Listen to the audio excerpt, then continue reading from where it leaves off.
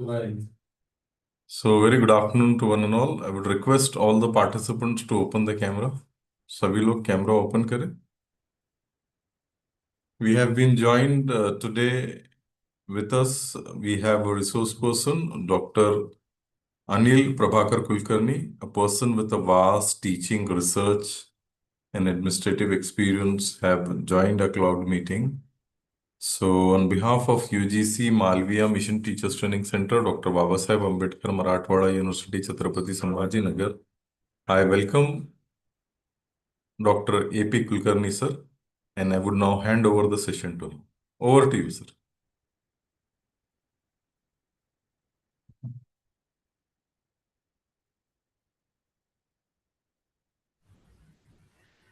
Hello. हाँ sir, नमस्ते sir. येते सर आवाज? हाँ, आवाज येतो. ऑडिबल? Yes, audible, sir. आवाज येतोय? Yes, sir. आता कंटिन्यू करू शकतात सर लेक्चर तुम्ही. Just 1 minute. That's only 1 minute. हाँ, okay.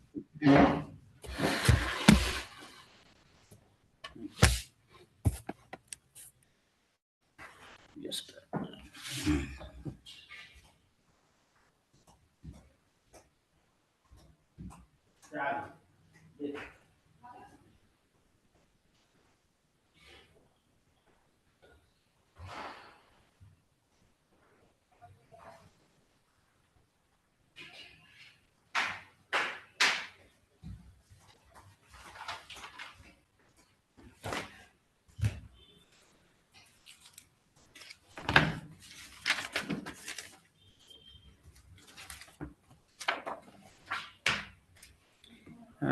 Good afternoon to all of you.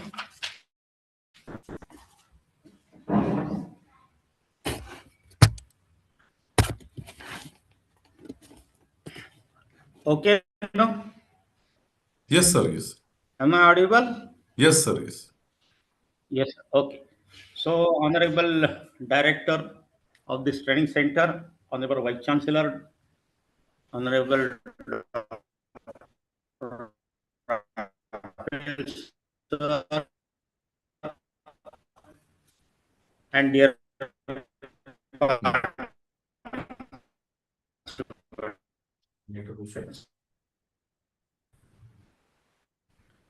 at the outset, let me express my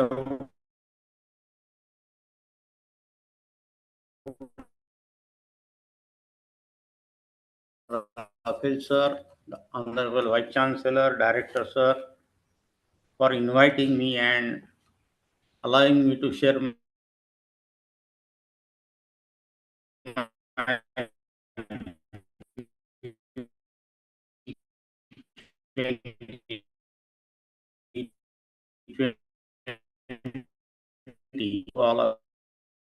with all of you.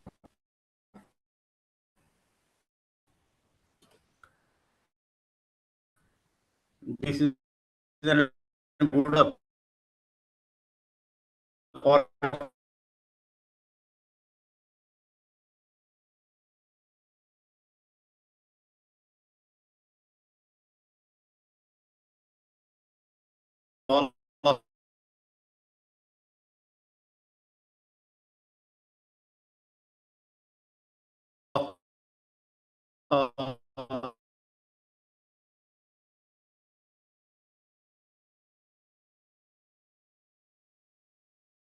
all of our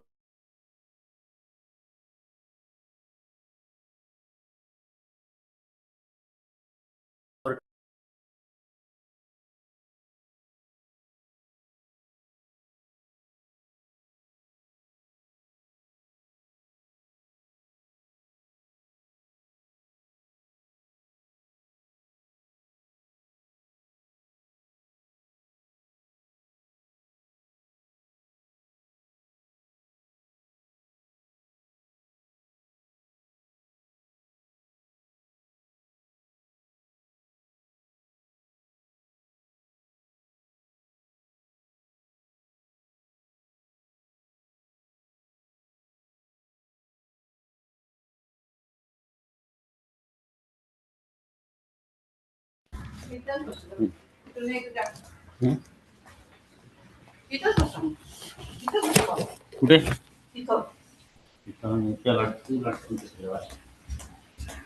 खुर्ची टाकी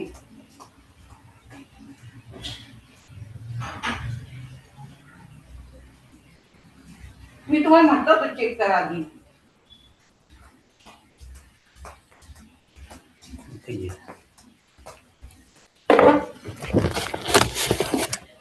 आता येते का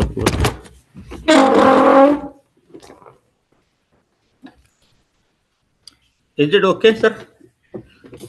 Hello. Yes, sir. Yes, sir. Very much okay. Perfect. आता आवाज येतोय ना? हा, मी रूम चेंज केली. हा. चालेल. Okay, sir. So, good afternoon to all of you. I'm Dr. A.P. Kulkarni, sharing my views on NEP 2020 with all of you today. Respected Director, sir, Abdul Rafiq, sir, Direct Honorable Vice Chancellor, and dear teacher colleague. As you know that NEP 2020 was introduced in India in July 20. As I was telling you that there was a criticism of our present education system, that your whatever education you are giving through colleges and universities is outdated. Our students are not employable. Whatever you are teaching in the colleges and universities is not useful to the society, not useful to the industry. That was the criticism of our education system last so many years. We are listening. So when Narendra Modi became Prime Minister, he appointed one committee, and at that time HRD Minister Smriti Irani was there, Prakash Javadekar was there. They handled the charge of HRD Ministry, the appointed committee to review the present education system and suggest the new pattern. The committee was appointed under the chairmanship of ISRO, Dr. Kasturi Rangan. He was the ex-chairman of ISRO. Under his chairmanship, committee was appointed. And committee took 2 years to complete his study. They traveled all over the country and they submitted a draft in June to the central government. The draft was 484 pages draft, and it was edited and again submitted in 65 pages. So when committee submitted draft, before that committee took very detailed discussion, marathon discussion all over the country, all corners of the country. And it took 14 meetings. There were ex-vice chancellor, some academicians were there in this committee. They took 14 meetings, and committee contacted 74 institutions, and 217 experts were interviewed. And after taking such a long discussion with these expert persons, then committee submitted its report. And then committee submitted this report to the central government. It was accepted by the parliament on 29 July 2020 unanimously. It was discussed and then it was accepted unanimously, and then it became into practice. So in committee report, if you go into the detail, you will come to know there are 4 groups they made. First group is school education. Second group is higher education. Third group is key areas of focus and making to happen, means implementation. In all these 4 areas, they submitted their report. Especially this policy is actually a vision document. They have given broad guidelines what should be the aim and objects of education.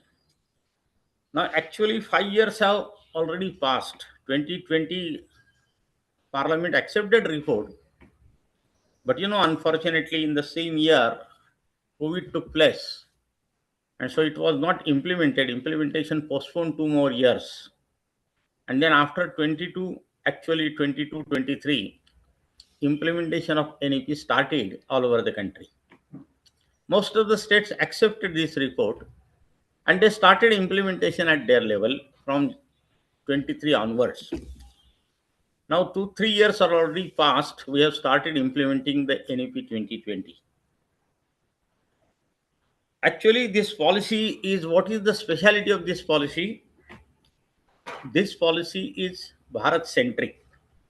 This education policy is Bharat centric. This is the first policy of 21st century. In 20th century, actually, there were Kothari Commission report. In 1985, new education policy came, and then this policy came in 2020. The speciality of this policy, this is main area, 2-3 areas of this policy I will try to explain. First is, it is Bharat centric. Bharat centric means actually whatever education system we are following in higher education, school education, is Macaulay system. It is a British gift given to us. Though British left in 1947, but till today also we are following that Macaulay system of education. And so there was a lot of criticism. Last 20 years we are listening this criticism, more than 20 years, that this is not suitable to Indian situation. And so there was a need to change the policy itself. And so, taking into consideration all these criticisms, expectations of the people, expectations of the academicians, committee submitted a document, which is a policy document now today, and that's why it is called NEP. It is National Education Policy. It is not New Education Policy. It is National Education Policy, NEP 2020.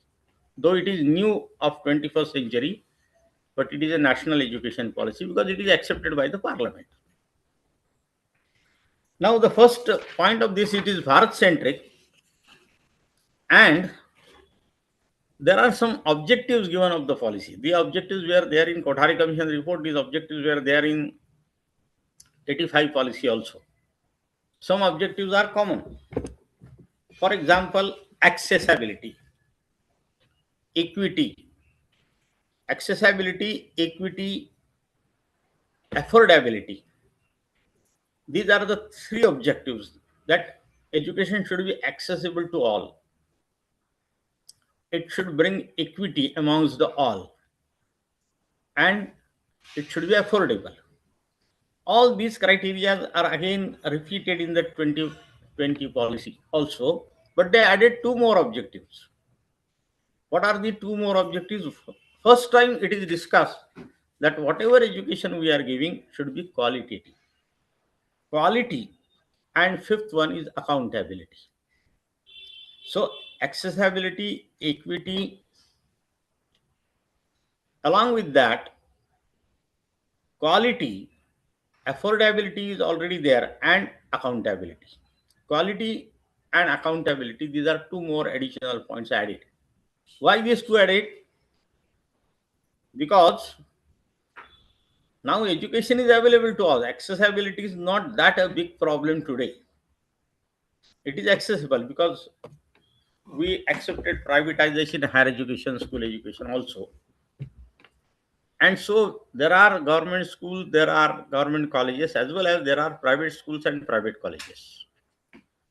So such structure is going on in our country last so many years. But what we are teaching to our students are really a quality education we are giving or not? It is a $1,000,000 question. Because whatever criticism we are receiving because of that, because quality education is not provided through colleges and universities, even in schools also. So this point is highlighted in this policy very promptly. And accountability of all, accountability of teachers, accountability of administration, accountability of government, and even accountability of society. All these points are discussed in this document in length. So these are the 5 objects. Now, after implementation, 3-4 years are already left. People started now discussing problems of implementation today. There are national seminars are going on in different colleges, that what are the challenges in implementation of NEP 2020? Because NEP 2020 has radically changed the infrastructure, radically changed the structure of education itself. whatever structure we followed last 70 years, that structure will not remain in future now. That structure is totally changed. What is that structure? Structure is 5 plus 3 plus 3 plus 4. That is the structure. Actually, 5 plus 3 plus 3 plus 4 means again 16 years education is there. But what is that? Change is this, that first very important change is pre-primary education, which is uh, concluded in first 5. 5 plus 3 means Montessori to class 2, means pre-primary school and primary school. Pre-primary school, there were Montessori education was in vogue in our country, but that was not controlled by any law. It was not controlled by any authority. The teachers were conducting the classes in their private homes or in some halls. No syllabus was prepared. No examinations were conducted. It was totally free. Now, because of this policy, that 3 years education means preliminary, Montessori, junior KG, senior KG, means age 3 to age 6. This 3 years education was uncontrolled, unguided, and that's why committee suggested that you should look after this type of education also, this stage of education also, because the survey is already there that brain of the child get developed from 0 to 6 age group 85%. 85% brain development took place in these 6 years. And unfortunately, that education was neglected by us, means education was going on, but no central authority or state authority is controlling that. And so committee invited attention to invited attention of government as well as academicians to this point, that you should also think about this pre-primary education. And so this first stage is there, that 3 years of pre-primary education and first and second primary education. So this is first stage. Then second stage, 5 plus 3 means class 3, 4 and 5, primary again. They called it higher primary in some states. That higher primary means class 3, 4, 5. That, and it is suggested that this education should be priority be given in mother tongue. Pre-primary and primary education should be given in mother tongue, because what child speak language in his home should be the language of his education. And that's why mother tongue is suggested. And so concepts get clear in mother tongue more proper. So that is the suggestion of committee, and most of the states welcome these suggestions, and in the most of the states you see this pre-primary and primary education now started in mother tongue. There are English medium schools also, but in this English medium schools also, they have to teach their regional language, that state language compulsorily, because student will get aware about that state language also. And then next 3, 5 plus 3 plus 3. What is plus 3 next? 4, 5, 6. Next 3 is means 0 to 2, 3, 4, 5. Then next 3 is 6, 7, 8. This 6, 7, 8 is also a primary level education. And here they have suggested 3 language formula from 6th standard. First, you teach them their mother tongue. Then second, you should teach them that state language. And third, any foreign language or any other state language.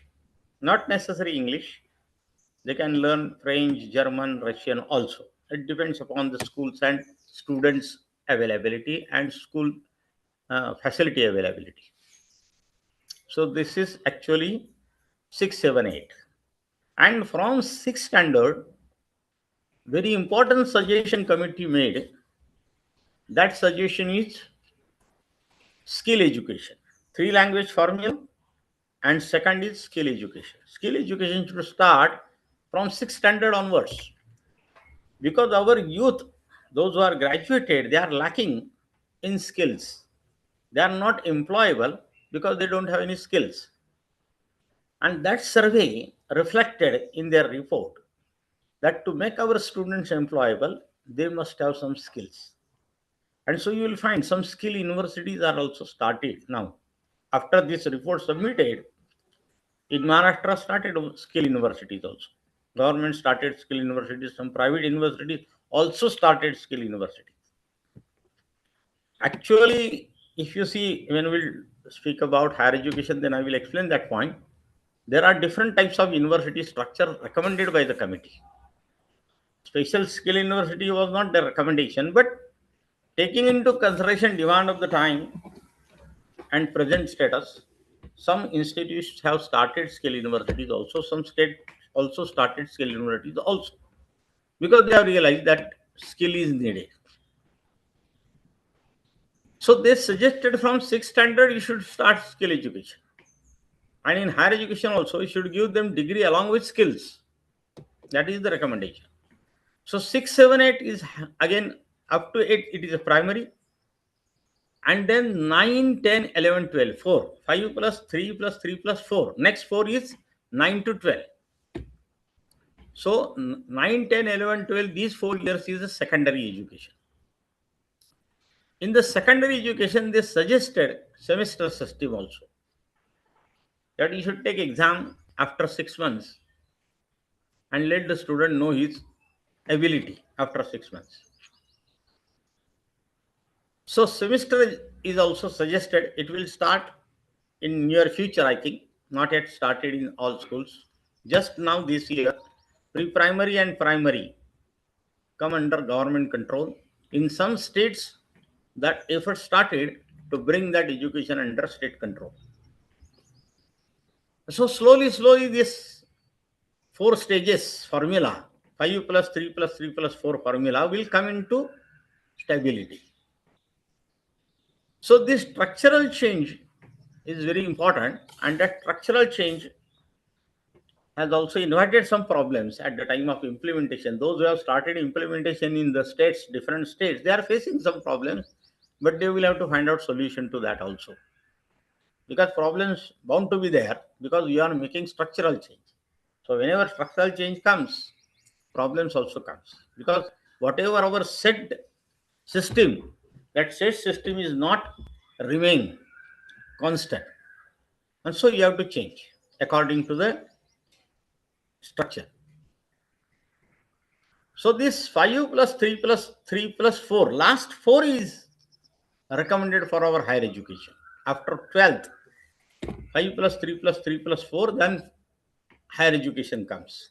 Higher education is also, there are two changes. One, higher education, they made it uniform at some level, but at some level they suggested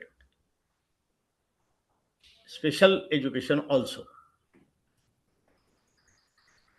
In old pattern, we have very watertight compartments: arts, science, commerce, engineering, medical, law. Now, this new policy is suggesting that you should have multidisciplinary approach, interdisciplinary and multidisciplinary. Now, this interdisciplinary and multidisciplinary approach is also recommended by UNESCO. UNESCO recommended multidisciplinary and interdisciplinary approach in last year. Last year, they submitted a report, Future of Education. That is one program of UNESCO. And whatever we are discussing in our country right from 2016 to 2024 years, UNESCO also supported that, because UNESCO submitted report it's in the last year. And that report is Future of Education. In this report, they also recommended this multidisciplinary approach, which we already accepted in our NEP 2020. Today, you know that war is going on. Some are saying we are moving towards Third World War. Now, when this war is going on, it was discussed by UNESCO 2 years before. In their report, they have realized this problem, this, you can say, crisis. And so, in the report, they have suggested, which we are also discussing in our country last so many years, that is World Peace Formula. And education system should not give only education. What they are suggesting, that education should take into consideration the social changes and make the student proper citizen of the country. That is UNESCO recommendation. See, now this UNESCO recommendation came in the last year, but it was recommended by our this 2020 committee 4 years before. In their report also this point was discussed, that our ultimate motto is world peace. So colleges and universities should not give only education for employment. Skill and employment, they are limited objectives, what UNESCO is saying. You should go further. They must have skills, they must be employable, no doubt about it. But at the same time, they should be proper citizen. Value, respect they must have. These are the recommendations submitted by UNESCO, and therefore, while preparing syllabus, while preparing your work course, you take care that it should have scientific approach. Number one, we are in 21st century, so scientific approach is very much needed in our education system at all levels. Second, they are suggesting not only scientific approach, you should have humanity, social science, local knowledge, live experience, and it should be consolidated together. It should be consolidated together, then only you will get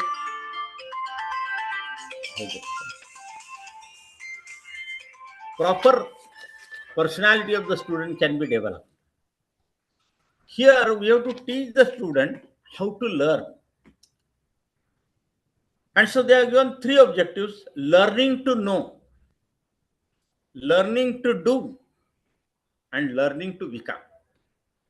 What UNESCO is saying, learning to know, learning to do, and learning to become. And taking into consideration all this, it will become strengthened. And once personality of the student becomes strengthened, then only employment and skill will not limited objective, but we will make our student responsible and active. So when you want to make your student responsible and active, what is the outcome of your education system? That student, those who are coming out from universities taking degrees, are they responsible? Are they active? Are they workable? All these $1,000,000 questions comes before us.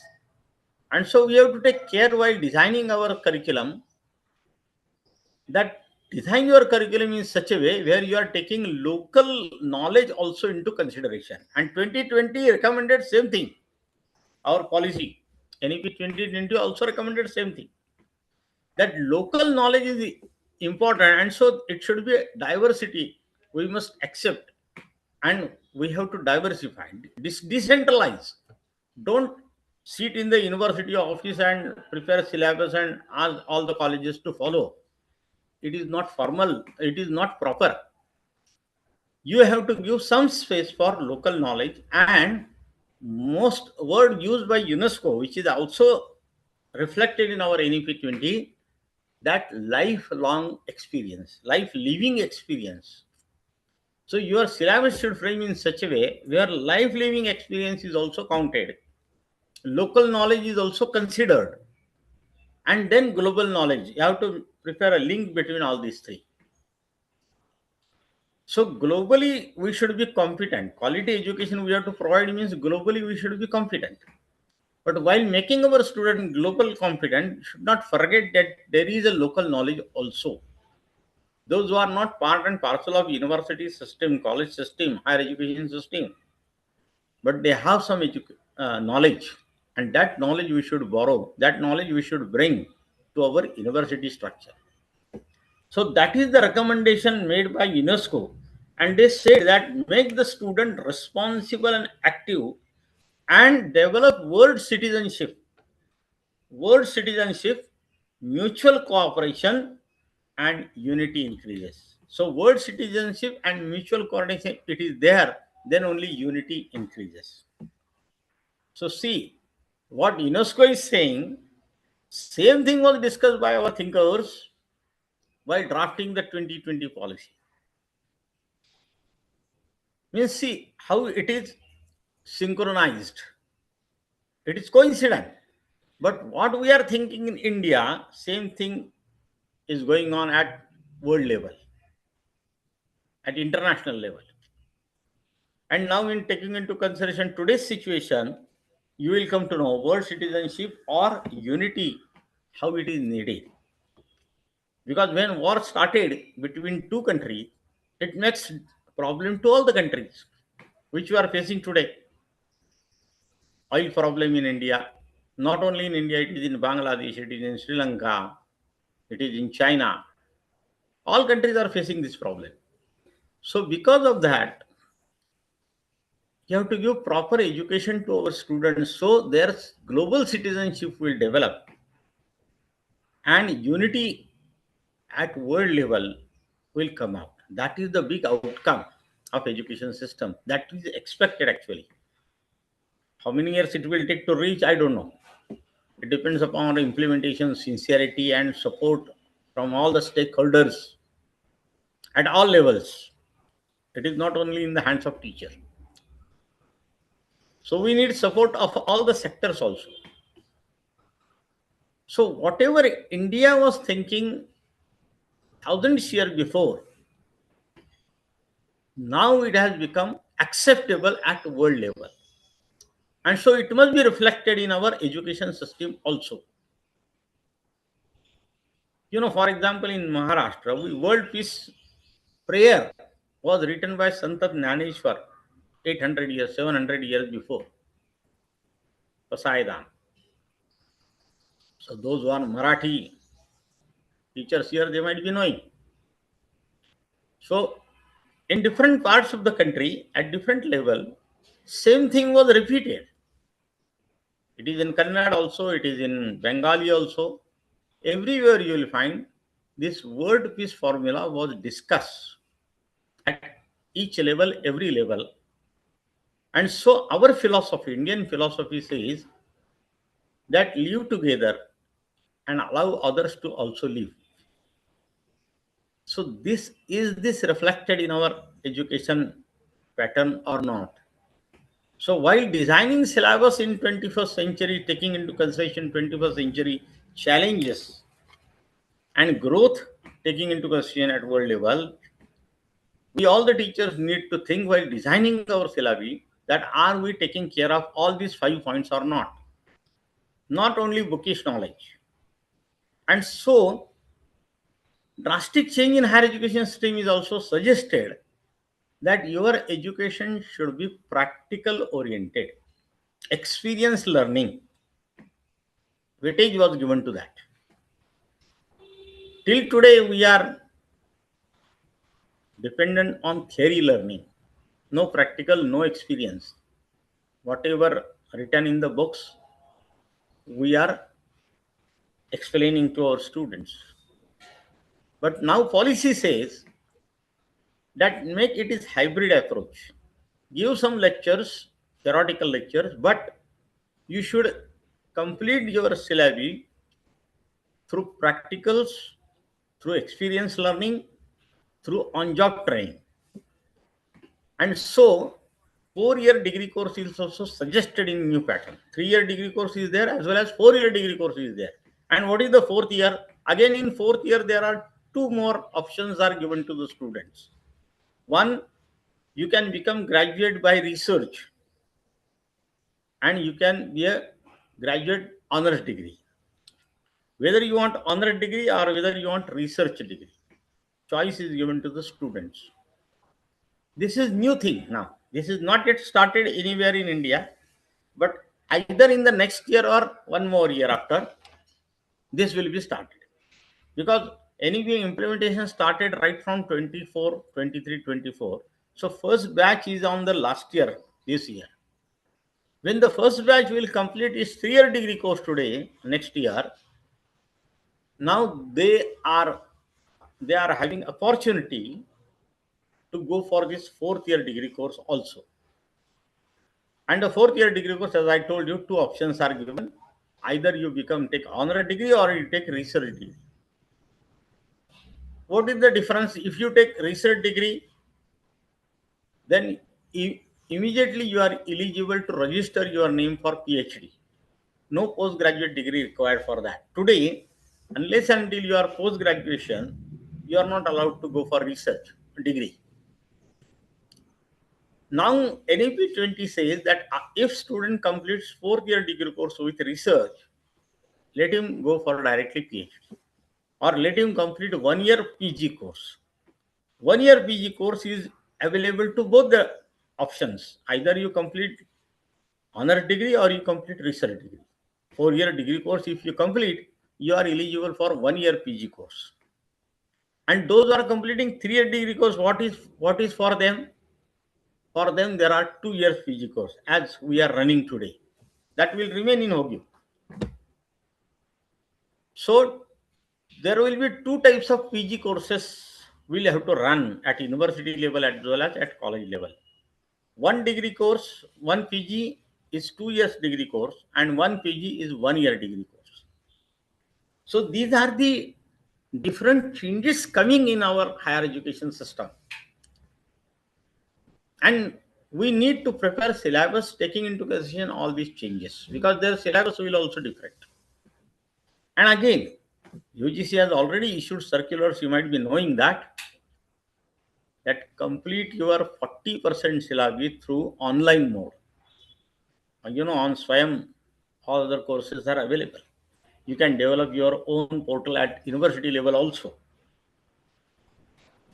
And so decentralization, as I told you, the education is Bharat-centric.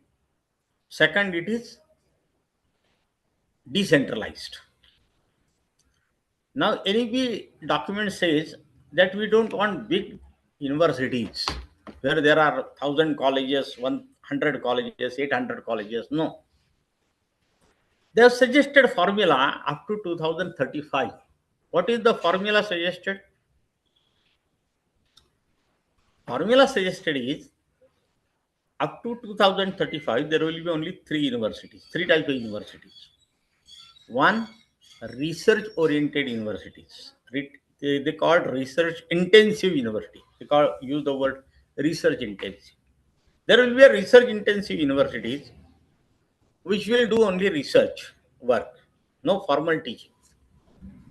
Second, teaching intensive universities, where teaching is there as well as research is also there. Research intensive, teaching intensive. In teaching intensive universities, maybe 50-50% or maybe 60-40%. Liberty is given to the universities. They decide the mode. And third, only teaching intensive universities, only teaching, where research is not expected. Because there are 45,000 colleges. When report was submitted, there were 45,000 colleges. Now, number is increased today, 1,000 more. So out of 45,000 colleges, they want to bring down it up to only 15,000 colleges. Up to 2035. 10 years more in our hand.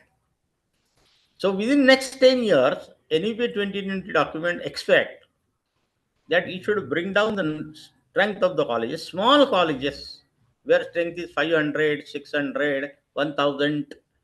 Such colleges are not recommended by NEP. Then what is the solution to this?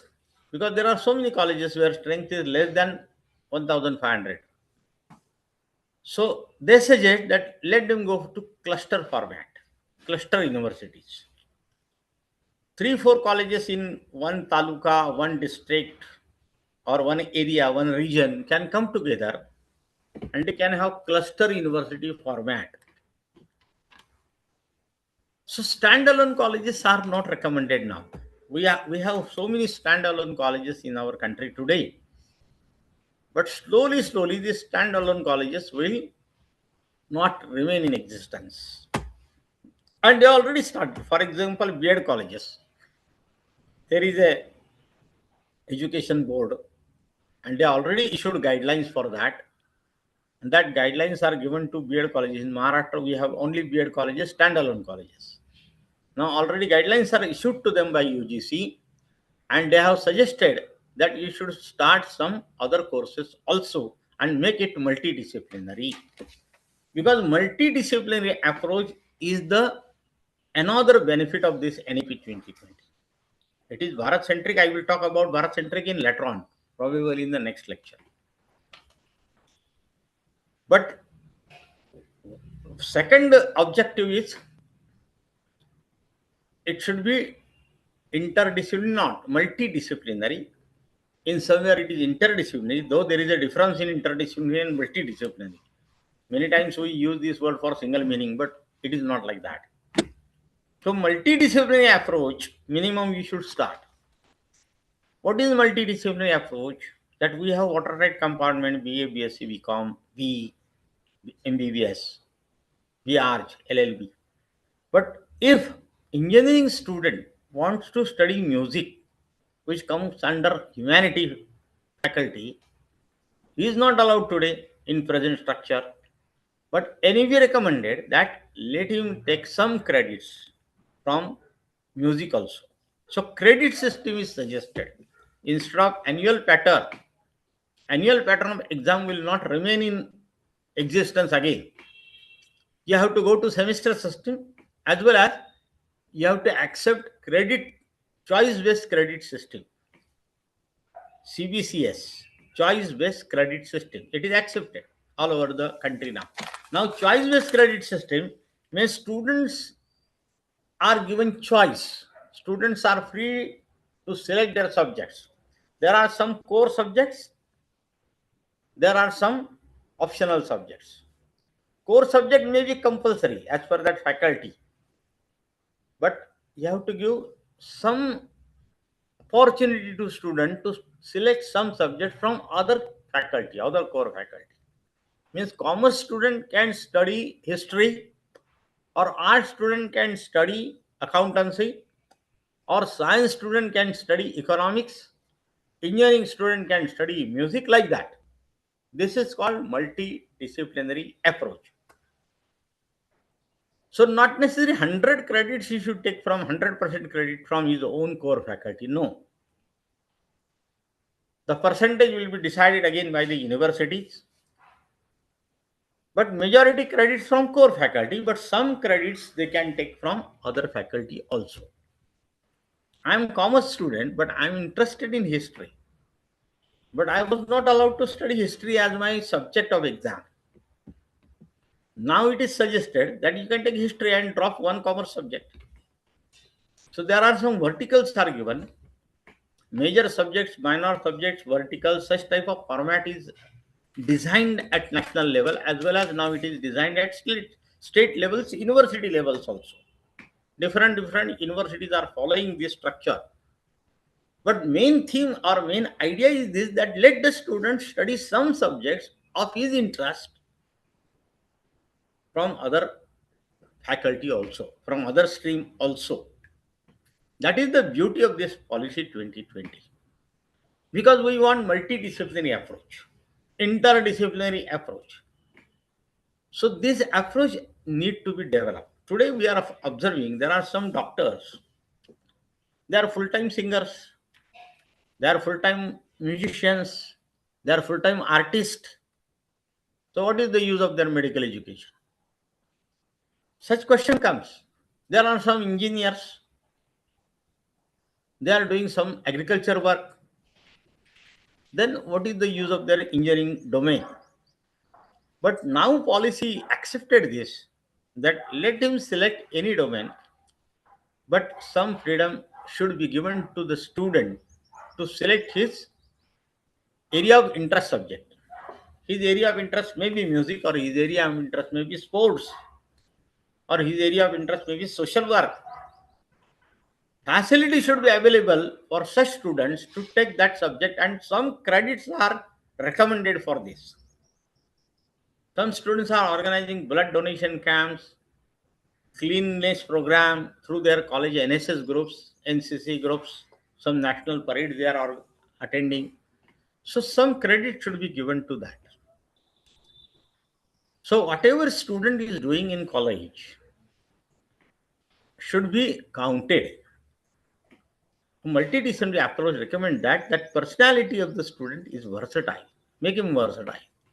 Don't make him blinded with one faculty or one compartment only.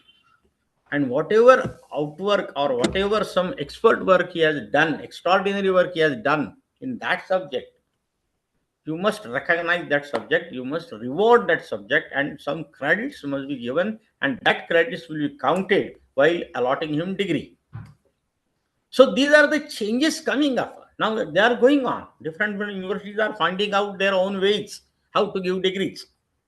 120 to 160 credits degrees are recommended. 120 to 140. Suppose PG also some another degree credit formula recommended. So UGC is trying to give some guidelines for that. But finally, autonomy is given to the university, because academic autonomy you have. You can utilize that academic autonomy to make your course, make your domain knowledge very perfect, as well as the choice knowledge very interesting. So these are the opportunities in this NEP 2020, what new teachers, young teachers are doing. You need not go now workload formula. UGC recommended us you should take 18 lectures or 16 lectures. We are professor, 14 lectures, 14 hours lecture, professor, associate professor, and assistant professor. Now in 8th pay commission, now they have invited recommendations from all of us up to 30th April. It is open to all. Now there is a need to count workload, not only giving subject lectures in the classroom. Now we have to count the workload of a teacher who is involved in NSS activities, social work activities, NCC activities, cultural activities, or this arrangement, interdisciplinary approach arrangement. You need some time, devote some time for that. You have to need some extra effort for that. So I think while preparing UGC 8 pay commission report, they have to consider these changes also while designing the workload of a teacher. Otherwise, workload problem comes because bureaucracy is very strict. No workload available, teacher declares surplus, or no workload, no job. So such issues should not come. So whatever we are thinking NEP 20 now, UGC also need to change their approach while designing the workload formula. State governments, central governments also need to change their approach while designing the workload formula for teachers. Because you have recommended this, that experience learning, visits, tutorials, practicals, these are the other ways of giving education. If this is so, the teacher who is supervising that or coordinating that, his time devoting for that must be counted also. And so his workload should be considered. So not necessary new teachers will deliver 18 lectures or 16 lectures or 14 lectures, professor, associate, or assistant, whatever they are. No need. Their workload will reduce by lecture giving workload will reduce, but another workload will increase. Means their workload will be there. If you are a physics teacher and some students don't take physics as their core subject, so there is a fear in teacher's mind that what about my workload if student don't take physics as a major subject? So no need to worry, because that physics teacher can be utilized for giving some other such type of interdisciplinary work.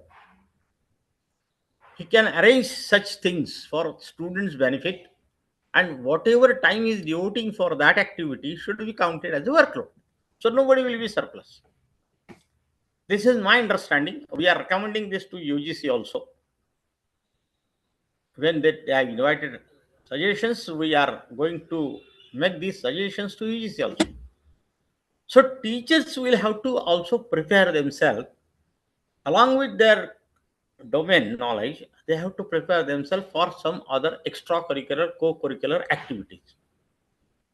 Because what UNESCO is saying, I told you that UNESCO sentence. What UNESCO is saying, do not, what the word sentence I am repeating from the report, what UNESCO says, do not become only knowledge distributor, but become social reform owners.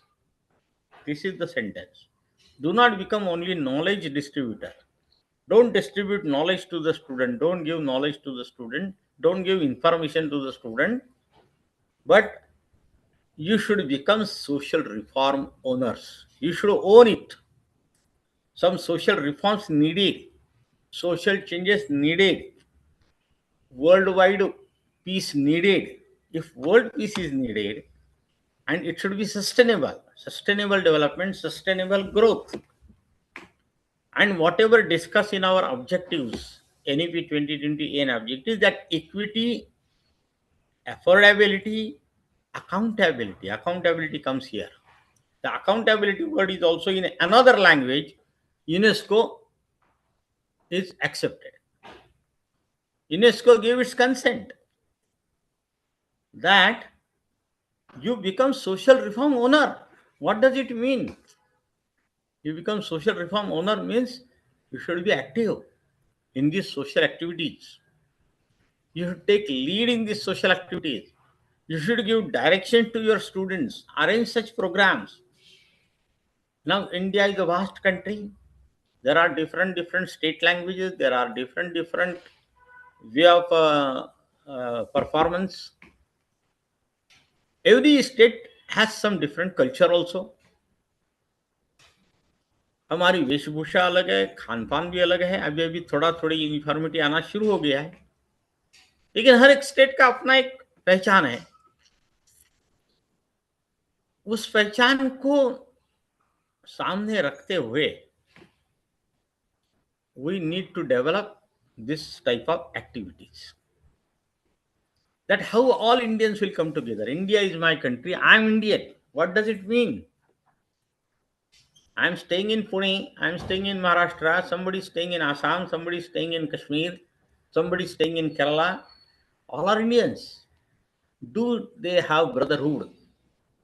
Because our constitution says brotherhood approach. We all are Indians. We all are equal. We respect each one. We respect each one means we are having this brotherly attitude.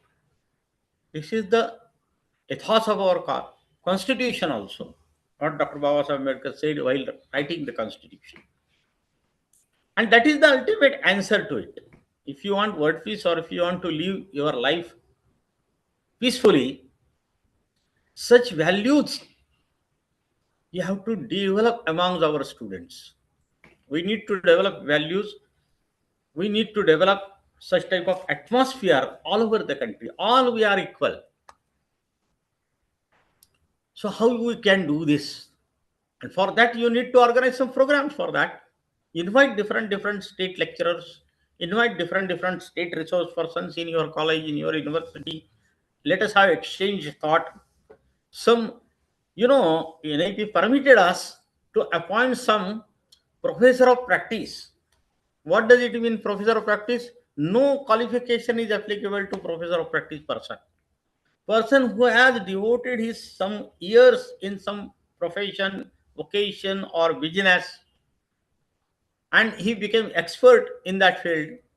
He is very well known artist, well known singer, performer, dancer, actor, player, social reformer.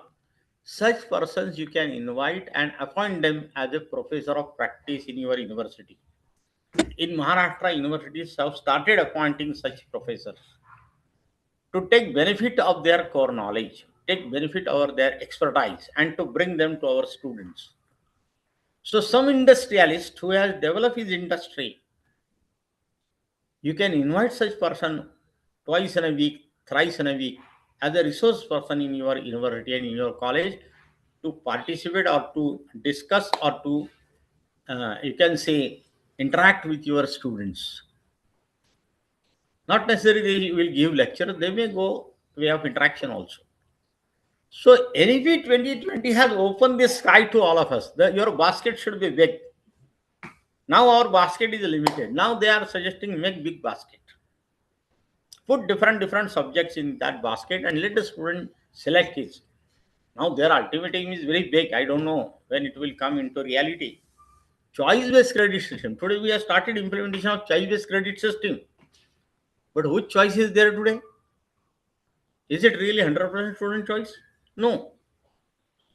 Institution also has developed some areas in different fields in their college, and they are asking students to take subjects in that areas only. So limited choice is available. Total choice is not available. So it is natural. Yeah, I will not blame them because it is in developing stage. Any one college cannot open 100 branches at a time. Not possible also, not feasible also, not economically viable. So while making this dream into reality, we need to handle all these hurdles because financial viability is equally important. Otherwise, it will not remain affordable. You have to make education affordable also. So you cannot charge excessive fees from the students. Then equity for concept is also important. That all students should get benefit to enjoy this, no? And so equity means such equal opportunities should be available to all the students. So it will come, it will develop slowly. I think it will take some time, definitely. In within 2 years or 3 years, nobody is saying ki do it. NEP also given us 25 year time. Actually, 2020 document says what you should do up to 2035 and what you should do up to 2040. When they have given 15 years and 20 years long rope to us. Now already 5 years are left. So 10 years are remaining. Within these 10 years, how much we can achieve? Because university says that up to 2035, can we implement this choice-based credit system in toto? So started, university already have started. Slowly, I think that choice will given. So today limited choice is there, but choice-based credit system, extra choice means student choice. So that we have to take into consideration when we are setting any university. And so when we, big universities, why not recommend it? Because when there is a big umbrella, you cannot justify all. You cannot satisfy everybody's demand. It is beyond your control. Even you cannot conduct exams in time, you cannot declare results in time. Today we are facing this problem that results are delayed, declared 3 months late. Second semester is complete, still first semester result is not yet declared. How to take exam of second semester? Such questions are coming us before us. No, authorities, administrators have to find out solution to that. And so big umbrella is not actually a proper structure. Now in European countries also it is not there. Why they are forward? Nobel prizes are going to them because student teacher ratio is very minimum. Today we don't have that student teacher ratio. That is big problem before us. So student teacher ratio should be reduced. So educational expansion will come, but under one umbrella, if you bring all the colleges, then changes become very difficult.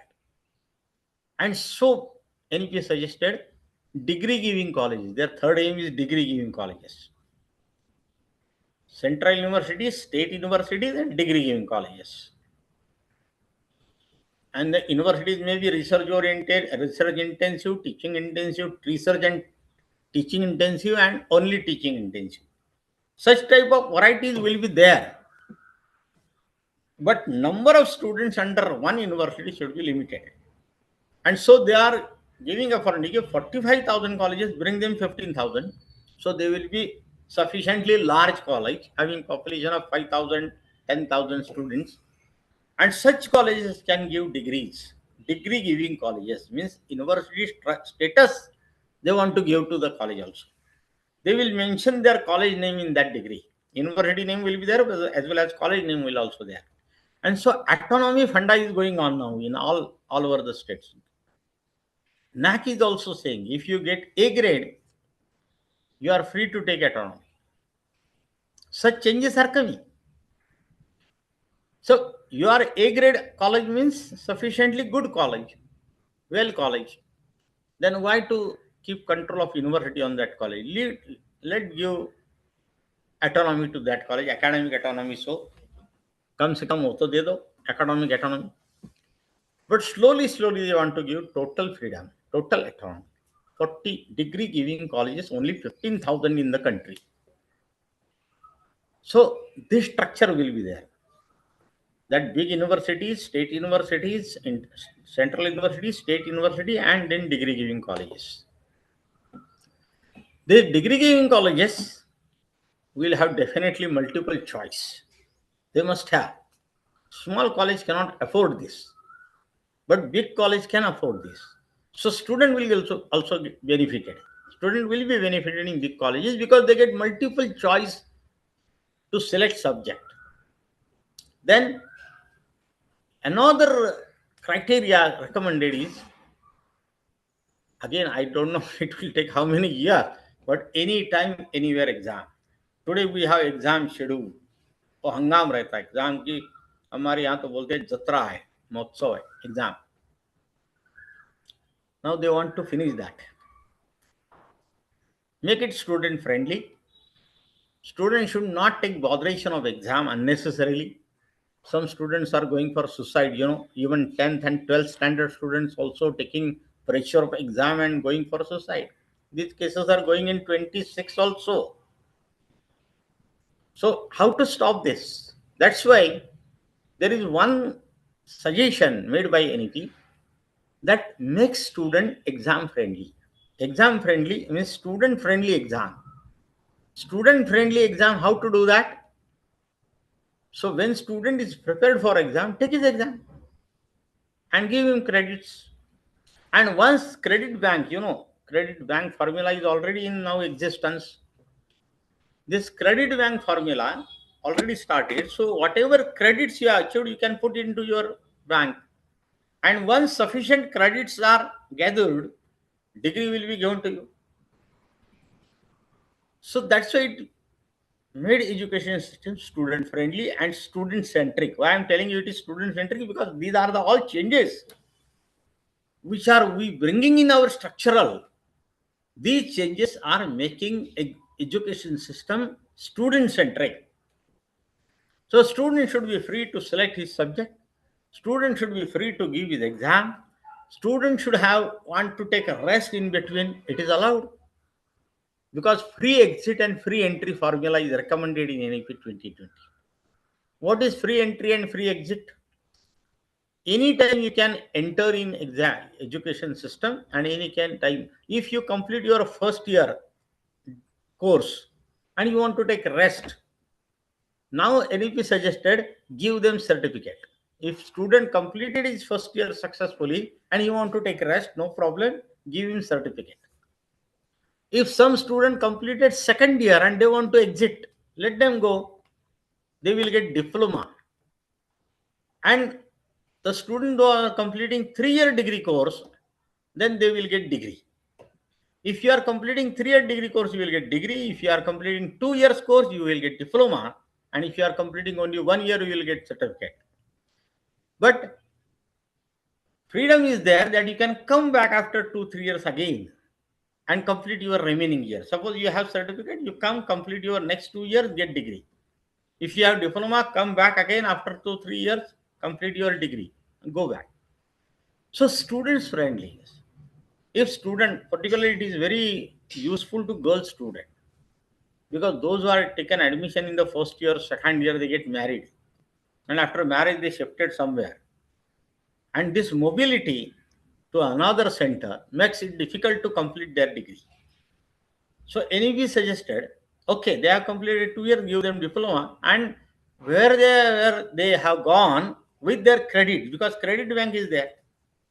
You have deposited your credits into the bank, and it is in digital format. Suppose you are in Mumbai and after completing 2 years, you are shifted to Delhi. You can complete your third year in Delhi, in any college in Delhi, and you can take remaining credits in Delhi. And once your sufficient credits are gathered, you will get degree from that university where you are completing third year. So these are the changes are coming slowly, slowly. It is not yet started everywhere, but slowly, slowly within next 5-10 years, you will find this type of picture. That student centric means students are given freedom to complete his degree at in any institute. Here today, what happened? If you complete first year and second year and you take break, you don't get any reward for that. It is not recognized. Either you are degree holder or you are not degree holder. But it is not like that. Now in new structure, they have given this free exit. What is this free exit? So exit is there that you can take break and complete your degree after some years also. So dropout rate will come down because we have to increase our GER also, gross enrollment ratio. Today it is 28%, near about roughly 27 point something. But just to understand, I am saying 28%. In Maharashtra, it is 32%. In some state, Kerala, it is more. But national average is 28, whereas in all other Western countries, it is more than 65%, 80%, 90%, 85%, which is we are far behind. It is just 28%. Now, slowly, slowly, it will cross 30%. So, this GR, gross enrollment ratio, NEP wants 50%. They want to raise it up to 50%. Now, when? Up to 2035. 2035 तक हमको 50% तक लेके जाना है ये GR, जो आज 28% के नजदीक है. So almost double within next 10 years. Now it might have increased. Now latest figures are not available, but maybe 29% or 30%. But still there is a tremendous scope to increase our GR, and that's why distance mode education is also recommended in NEP 2020, because they want to increase GR. Those who cannot come to college, cannot attend lectures, cannot go for day-to-day practicals, for such student, distance mode learning is also suggested. In distance mode, or they call it, some open universities are also there. In 22 states, open universities are there. IGNO is there, Indira Gandhi National Open University also there. So student can take admission in these universities, but traditional universities, they are also allowed to go for distance learning now. They need not go to open university. They can complete their education in your. Suppose some student want to complete his education in Mumbai University, he can do that through distance mode. 2 years he has completed in internal mode. Third year he may complete in external mode. So this is also a very good suggestion. And so universities have started this distance learning or Dura section, distance mode learning. So these are the changes which are making our education very enjoyable to the students, and inclusive approach. Inclusiveness is necessary. Nobody should remain away from this education system. Otherwise, your GR will not increase. If you want to reach GR up to 20, 35, 50%, lot of efforts you need to take within this next 10 years. And so, in some universities in Maharashtra, distance mode learning student strength is increasing and college strength is decreasing, because students find it more suitable. Just once registration is made, they get permanent registration number, and through that permanent registration number, they can complete education, because online teaching is available. YouTube's also, you can put your lectures on YouTube also. Student can listen this lecture at any time, anywhere, whenever he is free. So these are the hurdles which are there in learning process. They want to remove these hurdles and make the students free to learn whenever he want. Today our college timing is morning 8 to evening 4 or morning 8 to 12. Such timings may not be there. Means this system will remain, college system will remain, it will not close. But the students, though, who cannot accommodate with this system, they have a choice to go for distance learning system. They are regular students of your university or your college. So student-centric approach is this. So make the students free and make the student easy to learn, easy to take education. Now, slowly, we have to go forward to exam system. It is not possible so early, I know, but slowly, we have to find out solution to that. Day before yesterday, one vice chancellor came to Pune for one seminar, Open University vice chancellor, and he said that we are thinking to take exam whenever student want, anywhere, anytime exam. That is our dream. That university vice chancellor kept this aim before him. Within 2 years, it will come into practice. 1 or 2 years. They are working on it, how to do that. And once it comes into practice, higher education will become easily available to all. Affordability today problem is this. Affordability means they are ready to pay. They get scholarships also. They get educational loan also. But they must have an opportunity to adjust themselves into the system. No. How you will adjust them? And that's why UGC recommended, means NEP recommended, then UGC implemented this. Already UGC issued number of circulars regarding this. That let the students go this online mode. 40% your regular teaching also you can complete through online mode. And let the teachers be busy with some other practicals or experience learning methods. So lecture giving method, what we are talking, chalk and talk method. This chalk and talk method will not remain in future. Slowly, chalk and talk method will wipe off. And whenever you are taking 10 to 12 students in canteen, you can explain them what is marketing system, what is distribution system, what is preparation system. Not necessary to sit in the classroom and teach them theoretically. You can take them to with you to the canteen, college canteen, and explain them like that. For example, I have given such. There are n number of examples you can design, and that's why this autonomy is given to the colleges. Degree giving colleges means that you are free to design your own exam system, own structure of teaching, own methodology, and this methodology is definitely useful to your students. So you will decide this. Today, what happens? Centrally, it is decided, and everybody blindly following. So this system will not remain in existence in near future. Near future, everybody's system will be developed. Like this Gurukul system. What we are talking about Gurukul? What is Gurukul? Gurukul means not necessary to go there and stay there and take education. Which Bharatiya, as I told you now, Bharat centric. This is Bharat centric. That teacher student is in close relation with the teacher, and he can take education from teacher as per both teacher students convenience. This is Bharat centric. That teacher student relations are friendly relations, family relations. Teacher is a guide and philosopher of the student. He is another parent of the student. He is a third parent. In our system, Bharat centric, we have designed what we says, Matrudevo Bhava, Pitrudevo Bhava, Acharya Devo Bhava. So teacher is in third number. Acharya means teacher. First, mother is the teacher.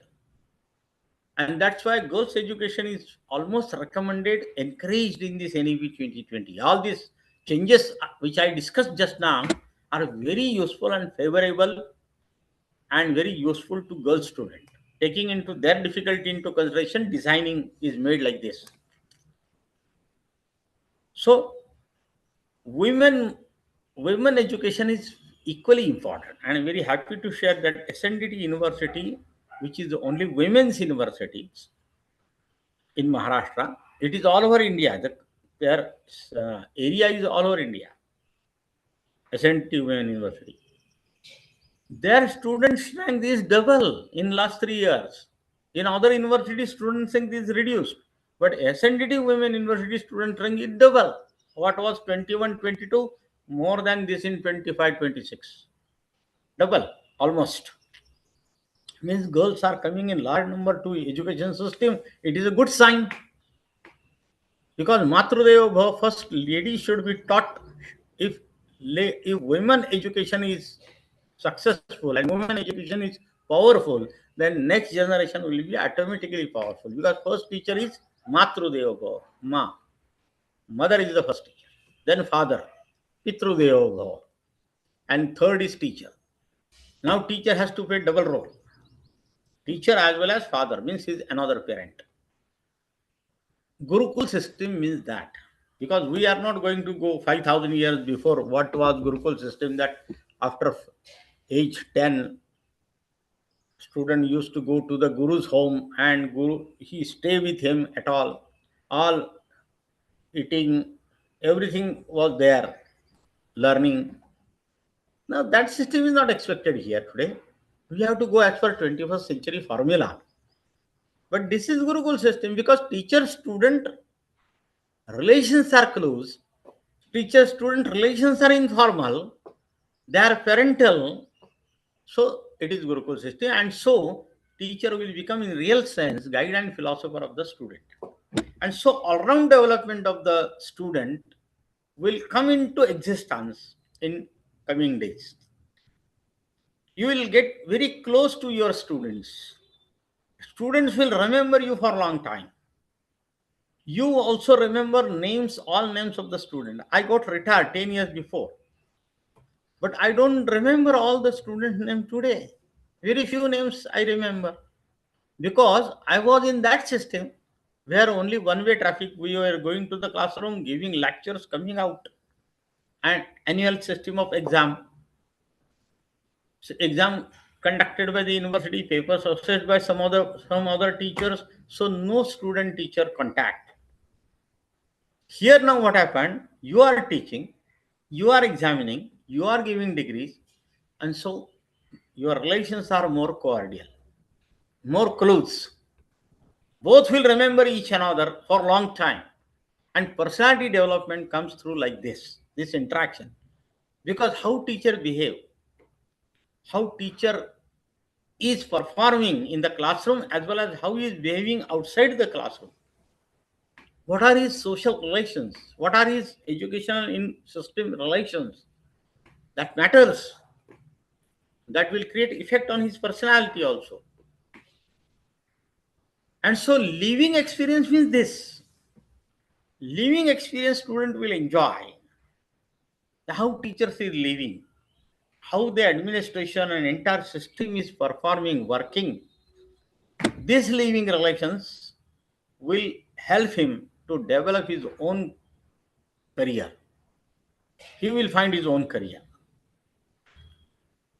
So these are the expectations of NEP 2020. And I would like to discuss Bharat centric, another point of NEP 2020 highlights. That is next lecture, skill and Bharat centric education means what? What is skill centric? What is Bharat centric? And what UNESCO accommodations, that we will discuss in second lecture. I think with your permission, we'll take 10 minutes break. Okay? 5-10 minutes break. Is it okay, sir? Jogdan, sir, are you listening me? Or Bhattacharya ji? Anybody can give response? Yes, madam. You can give. Pallavi, madam. Okay, is it okay? Not listening.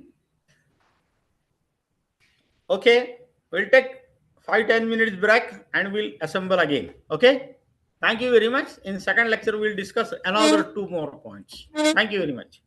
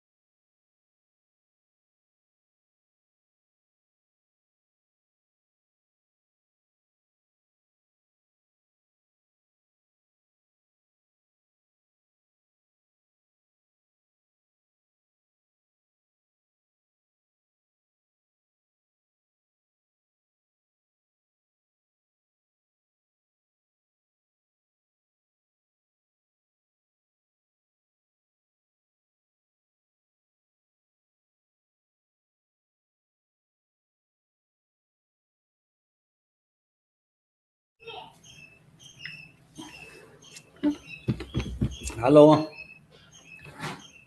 We will start now. Second lecture.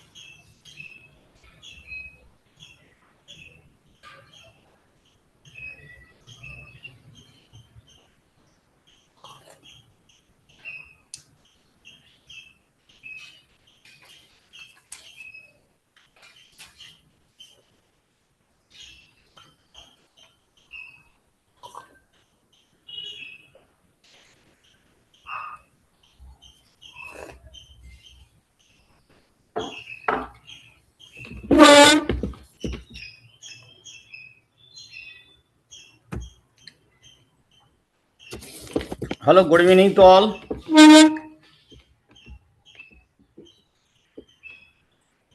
Now we will discuss another 2 points of education. As I told you, institution, we are discussing that it is Bharat centric. What does it mean, Bharat centric? Means value education, which is recommended by this UNESCO report also. UNESCO records suggest that they develop world citizenship and world peace is the ultimate aim of us. How this world peace will come into existence? So we are the catalytic agents for that, universities and colleges. What we will do, Bharat centric actually, this is our old tradition, old, but we have forgotten so many things within this last 1000 years. जब हम परतंत्र थे, वो पारतंत्र के काल और जब ज्यादा से ज्यादा ब्रिटिश काल, we lost everything which was our proud feelings. Now Bharat centric means we have to bring them back. And what is that? That is good values. What are the good values? Respect parents, respect teachers, respect neighbors, respect each and every caste, creed, religion. सर्वे विषुगुणः सन्तु सर्वे सन्तु निरामया सर्वे भद्राणि पश्यन्तु मा कश्चित् दुःख भाग् भवेत्. सर्वे विषुगुणः सन्तु, ये हमारा अल्टीमेट प्रेयर है. सबको शांति मिले, सबको सुख मिले. That is actually Bharat centric. So how to cater this through education? So through our life experience as well as through our interactions. What Indian Constitution says, that all Indians are equal in spite of their caste, religion, state, language, रहन सहन. भारत की विशेषता क्या है? विविधता में एकता भारत की विशेषता. Right from Arunachal to here Gujarat and Kashmir to Kanyakumari, if you go to different states, you will observe different living culture. So we have to respect that. ये हमारी विशेषता है भारत की। विविधता है, विविधता ये भारत की विशेषता है, उसमें एकता लाना, this is our ultimate aim. And so we have to cater all this philosophy or all these values among our students कि हम इस देश के नागरिक हैं. What does it mean? What is citizenship? You are a citizen of India means what? It brings, when you are saying that I am citizen of India, I am Indian, it automatically brings certain responsibility and certain duties. Are we behaving that? So that culture we need to develop through our educational institutions. So भविष्य काल में जब वो अपने अपने क्षेत्र में जाएंगे, संसार में जाएंगे, they will follow for up to their life. That is expected here. ये भारत की विशेषता है. And that's why it is Bharat centric means student centric like Bharat centric. कि ज्ञानी हमारी परंपरा है और एजुकेशन सबसे बड़ा संपत्ति है, ऐसा यूनेस्को ने कहा है. Education is a world property. The word they use, it is a world property. What is the word they use? Word, it is world property. What does it mean? ये world की संपत्ति है education. हमारे यहाँ में एक संस्कृत श्लोक है, न चौर्याहार्यम न च राजहार्यम व्यये कृते वर्धत एव नित्यम विद्याधनम सर्वधन प्रदानम. ऐसा लिखा है हमारे पुराणों में, ग्रंथों में. न चौर्याहार्यम, जिसकी कोई चोरी नहीं कर सकता. न राजहार्यम, कोई राजा उसको आपसे छीन नहीं ले सकता. व्यये कृते वर्धते एव नित्यम, जो देने के बाद बढ़ता है. जितना आप ज्ञान दोगे उतना आपका ज्ञान बढ़ेगा. व्यये कृते वर्धते एव नित्यम विद्या धनम सर्वधन प्रदानम. सब धन में अच्छा धन कौन सा है? विद्या धन. तो विद्या धन ऐसा है कि वो देने के बाद, वो खर्च करने के बाद दुगुना बढ़ जाता है. ये कृते वर्धते एव नित्यम, वो बढ़ता ही जाता है. जितना आप उसको खर्चा करोगे बढ़ता जाएगा. ये हमारे परंपरा की हमें शिक्षा है, ये हमारा संस्कार है. इसलिए विद्याधनम सर्वधन प्रदानम, ये विद्या जो है, जो हम लोग देते हैं, तो ये सबसे अच्छा धन है, सबसे अच्छा दान है. And that's why what we are giving to our student, हम क्या दान दे रहे हैं, हम क्या ज्ञान उनको दे रहे हैं, ये बहुत मायने रखता है. और इसीलिए role of teachers in implementation is very important. Actually NEP 2020 में एक चैप्टर है टीचर का रोल. टीचर को बहुत इंपॉर्टेंस दिया इसमें इम्प्लीमेंटेशन में. Other old policies, if you see, you don't find such type of weightage is given, but here, thanks to the NEP designer, that they have given proper weightage to the teacher. Teacher को आप यहाँ से दूर नहीं रख सकते. Unless and until teacher is motivated, teacher when he is self motivated, he brings lot of changes among his students. दुनिया सुधारने वाला कौन है? Who will do that? हर रोज एक उठता है, गवर्नमेंट को गालियां देता है, ये गवर्नमेंट ने ये होना चाहिए, ये करना चाहिए, ये करना चाहिए, वो करना चाहिए. Okay, whatever their duties they must perform, but what are our duties? Are we performing that? Who will teach that? Who will do that? I will do it. ऐसा कौन कहेगा? I will do it. हम करेंगे ये. And that is expected through NEP 2020. This type of work culture we should develop among our students. See, जब Indians goes abroad, they get well respected. One delegation came in Maharashtra, German delegation, and they made an MOU with Maharashtra government to supply young generation, young youth, graduate youth, skilled youth to Germany. They need 15,000 in this year. Their demand is much more.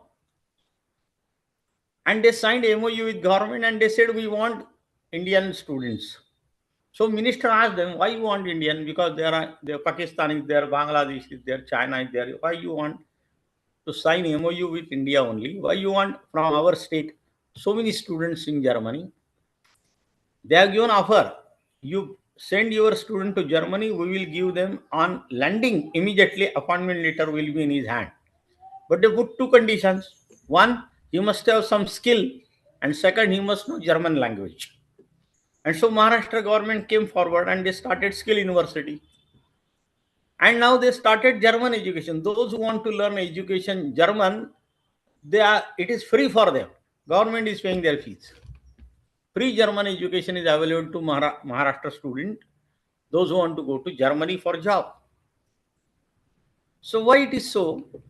Because they said that Indian students are sincere and hard workers. That is their answer. When minister asked them, why you want our student only? So his reply was really interesting. And it is proud feeling for all of us that your students are sincere and hard workers. So when our students go abroad, they work sincerely, they work honestly, they don't disturb their structure, culture, they try to adjust themselves with their culture. So ये हमारी बुनियादी बातें हैं, ये हमारा बुनियादी बर्ताव है. Why such behavior they don't do in India? यहाँ आने के बाद क्या होता है? So इसीलिए we need to talk to our student like this, that this is your strength. ये born gift है आपको कि अच्छा वैल्यूज आप कैरी करते हैं. You follow अच्छा good values. As I told you, the value only teacher cannot give. Parents also equally responsible for that. So that's why it is said mother is the first teacher. मातृदेवो भव, पितृदेवो भव. पहले family से अच्छे संस्कार होने चाहिए, बाद में टीचर की भी responsibility. Teacher is also another parent. So our responsibility on our shoulder is this, that make our students real citizens.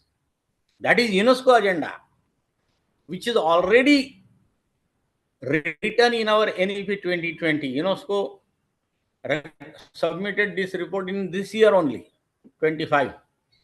We did it in 2020 or 5 years before. Responsible citizen banana and world peace and world citizenship. They called concept world citizens. And that's why Bharat centric education is really needed in today's culture. And that's why whatever Macaulay did it, okay, did it. Now what we want to make change. So these values we need to bring in our education system, our old values. That is called Bharat centric.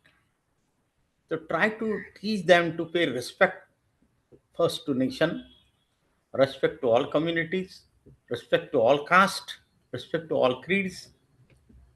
Everybody is to be respected. Women also respected. Senior citizens also respected. ये हमारा संस्कार है. Because that is written in our all literature. अब साधु संतों ने यही कहा है बात. अवघे धरु सुपंत एकमेका सहाय्य करो, to each cooperate each another और विल डू प्रोग्रेस. अवघे धरु सुपंत, सबका विकास होगा. तो सबका विकास तब होगा जब हर एक दूसरे के साथ कोऑपरेटिव का एटीट्यूड रखेगा, कोऑपरेटिव मूवमेंट रखेगा. That's why some values are respected. No कॉपिंग.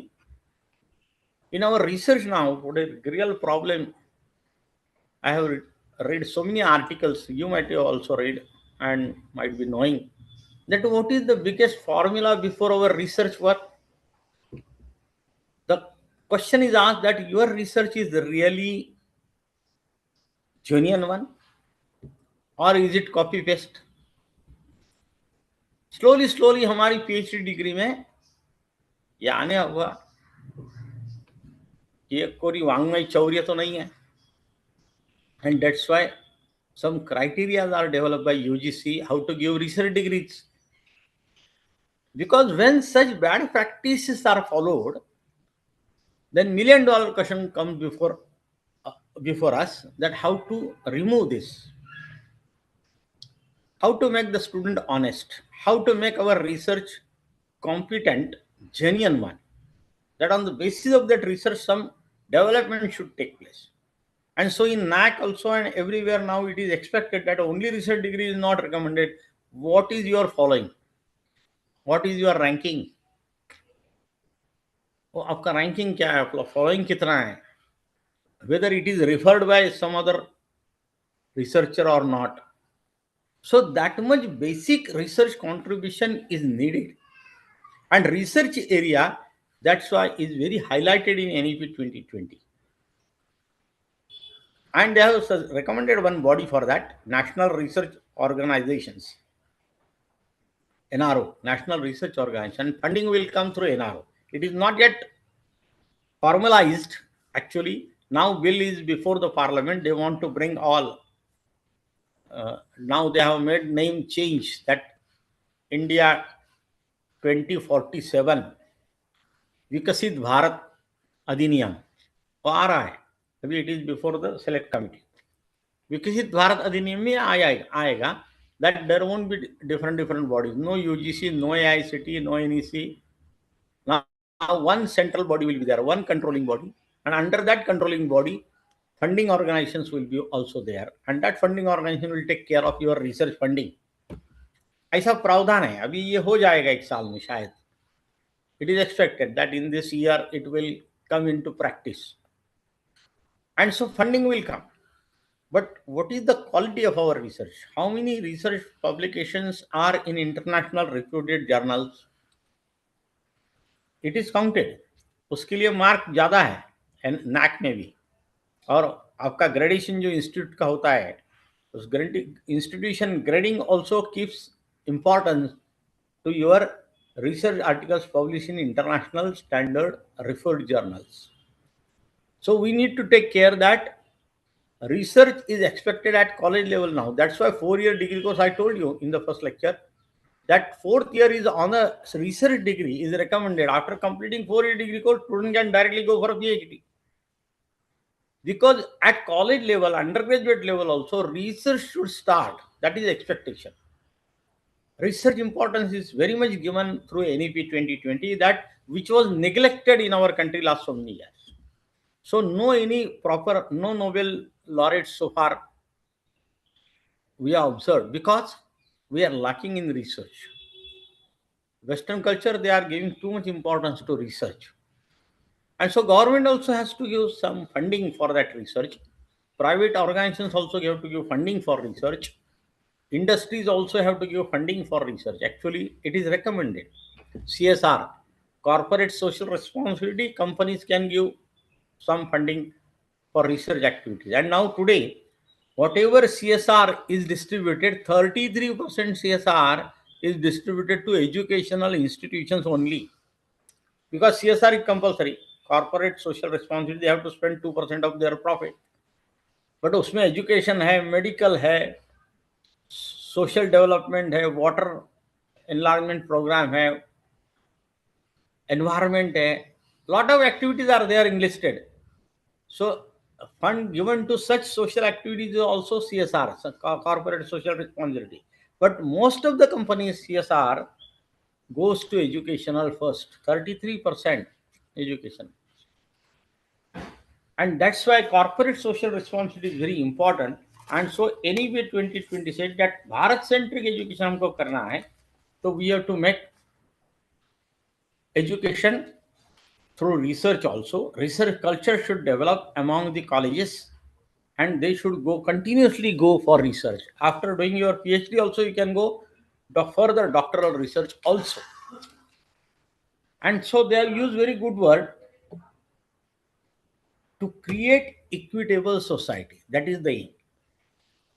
To create equitable society means Bharat centric education.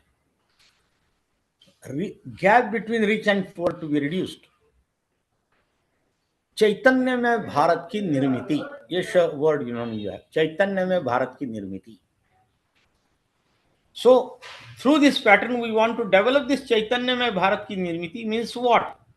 So holistic approach we have to keep in our education system. What is this holistic approach? Where this world peace concept is also included. This world peace concept says that develop global citizenship and strengthen our unity, which was discussed in our this 2020 pattern. And so they are saying that we are moving from RTE, right to education, to right education. We are moving from RTE to right education, right to education to right education. Right education means quality and appropriate education as per the demand of the society. And so you have to keep contact with industry, contact with social organizations, what they need, what is their demand, what type of skill they want. That skill we need to develop among our students through colleges and universities. And so it should be affordable as well as access, quality, equity, ये सब होना चाहिए. And that's why accountability जो fifth objective है. Here we are, all stakeholders should be accountable, and that's why counting started. Why NAC came? NAC gives you mark. Some marks on based on quantitative, some are qualitative. Quantitative marking you can come to know through computer. How many students are registered in your college? Out of that, how many are girl students? How many are backward students? How many are foreign students? How many are other state students? This quantity data is available that shows what is your attitude, what is your performance, how you are doing social justice or not, how much free scholarships you are giving to socially or economically backward students. All this give quantitative data, it shows your strength. But qualitative data जो है, that depends upon student teacher relations. And that's why how many your students, alumni organizations we are now compulsory. NAC says, do you have alumni organization? Is it registered? What is alumni organization participation in your college development, in your university development? Such questions are asked by the NAC also. It shows that what are your relations with your students. How alumni, your passed out students, are keeping good relation with the college or not? Are they contributing with the college or not? That shows your strength. So these are your strength points. And so we have to contribute into the growth of India. We would like to make our third economic power. How it will become third economic power? Unless and we develop our research, innovation, startups, and outcome. These are the responsible factors for your growth. So we have to develop, we have to increase our growth. Growth is possible, and growth should be inclusive. Inclusive growth, word they used. Growth of all, not some sections. Today, what we are observing, unfortunately, in last 70 years, 10% wealth of our GDP is only Reliance. 10% of GDP is only Reliance. 40% wealth of GDP, 40% contribution of GDP is only by 5 big industries, 5 big industry groups. And they are valuable family business. These family business have contributed 40%. 25.75% lakh crore संपत्ति जो है, और 10% लोगों के हाथ में. 7.13% only Bajaj, 5.37% Birla, 4.71% Jindal, 4.30% Nadar. If you take these 5 groups together, contribution 40%. And so equitable society, if want to develop, then we need to develop such skills and such qualities among our students so they also can contribute in national development in GDP. GDP share also goes to them, and it will not come to them unless until they are having certain skills and values. Because your values are definitely matters when you go to the field. Whether are you honest or not? One industrialist said, I don't mind to taking a low percentage student, but having more moral values. If your moral values are more, your percentage doesn't matter. So only percentage doesn't matter. Percentage along with your moral values makes your personality more strengthened and more valuable. And so we need to concentrate on research activities, continuous research, follow-up research proposals to be submitted, and make your institute also develop in this way. So equitable society, that is our aim. And equitable society through Bharat-centric approach, how it is possible? So that's why this holistic approach is needed. And this holistic approach is possible through education and skills only. This impact must lead to millions of jobs. This impact must lead to millions of jobs. The word they use, works or livelihood opportunities. So education and skills, that are our system impact. Education and skills must lead to jobs and opportunities to our students, lively opportunity to our students. And that's why every college need to start innovation center also. Incubation and innovation center. Unless and until you start innovation and incubation center, new ideas will not come to you. Student cannot concentrate on that. Student cannot go for research also. And here, local knowledge, which we discussed in the first part, this local knowledge is very important. Your research will become strong when local knowledge you consider in your syllabi or in your structure. Because there is a knowledge. That knowledge we need to count. And so innovation is necessary to develop our wealth and social good. Develop our wealth and social good. Without innovation, you cannot do that. So autonomy should be become lifestyle of universities. Autonomy is needed. As I told you, from 45,000 colleges to 15,000 colleges they want to bring, and they want to give degree giving colleges status by 2035. Degree giving college. So your college will be a university status will enjoy. Your college will enjoy university status, and you can give degrees yourself. So such type of structure is designed, and you want to develop that. Such type of structure is there. Now you have to develop this structure. Who will develop? Universities and colleges and educational institutions. So educational institutions have to prepare their development plans, IDP, institutional development plan. UGC also issued circular for that. What is your IDP, institutional development, for next 5 years, next 10 years? You need to keep aim yourself. Every education, every college, every university should have its own way of path. And for that, they have to decide their mission statement, their objectives, their aims. What is your mission statement? What is your vision? What are your aims? What you want to achieve within next 5 years, next 10 years? You have to prepare short-term plan as well as long-term plan. And long-term plan, as I said, you have to cope up with the national development plan. What is national development plan? That equitable opportunities to all, and equitable and society development, social development through works opportunities and livelihood opportunities. ये हमारे सामने बड़ा सवाल है. So there are jobs sometimes, but no skilled persons are available. Sometimes there are persons available without any skills, but no job for them. So jobs are there, but jobs are only for skilled persons. Now AI is coming.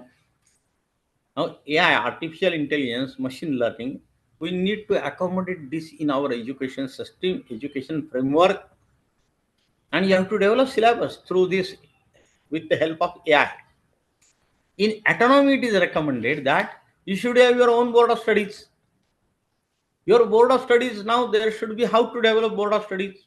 There was a discussion going on in one autonomous colleges I was I am a member of that committee. So what we were discussing, let us have our board of studies, but for each and every group of subjects, we cannot develop board. Our is a college. So let us have 4 or 5 boards, but one core committee should be there. Minimum three teachers. They know each and everything what is going on in economics, what is going on in communication, what is going on in marketing, what is going on in history, what is going on in geography. If it is an art, science, commerce college, three teachers minimum, one from commerce, one from art, one from science, should have core faculty, core team. They are the members of all board of studies. So they will come to know which topics are covered in geography, should not be repeated here in the history, should not be repeated there in the economics, like that. So we were discussing, let us have such core faculty members and three members as per that subject you can invite, but minimum there are 3 to 4 members, core committee member of the board of studies. They know everything of that college. So college development will take place if 3 4 core faculty members are involved in all subject development. This is called multidisciplinary. Interdisciplinary what? Interdisciplinary means whatever going on different educational institutions, can we bring them in our educational institution? That is interdisciplinary. What is going on in other education institutions? What are their good points? Try to share with you. So such approach, so cluster development is possible. So you should have interaction with some other same colleges, same level colleges, or some other colleges, maybe small or big, but cooperation is needed. So here facilities also can be shared, faculties also can be shared, knowledge also can be shared. So it is expected that millions of jobs will be developed in coming days. We need to develop proper manpower for that. And the proper manpower will come if you give proper attitude to our students. And that's why this fatherly approach is needed. And so we have to convert our knowledge into wealth. How to convert our knowledge into wealth and social good? Bharat centric का मतलब ये है कि जो आपके पास है, क्या आप दूसरों को देते हैं क्या? व्यये कृते वर्धत एव नित्य. आप दूसरों को देते हैं क्या? आप आपके ज्ञान का बंटवारा करते हैं क्या? So your knowledge you should develop, you should distribute for development of all, social and good development into wealth. Wealth creation होता है क्या? And social good तैयार होता है क्या? Social reform, as I told you, what UNESCO said, you are not only knowledge distributor, you should be creator. You should be social good creator, wealth creator. You should be a social atmosphere creator. Good social atmosphere you have to create. It is expected from teachers. This is expected from university and colleges. So design on the basis of research, design your curriculum, develop your curriculum, and then deliver. Design, develop, and deliver.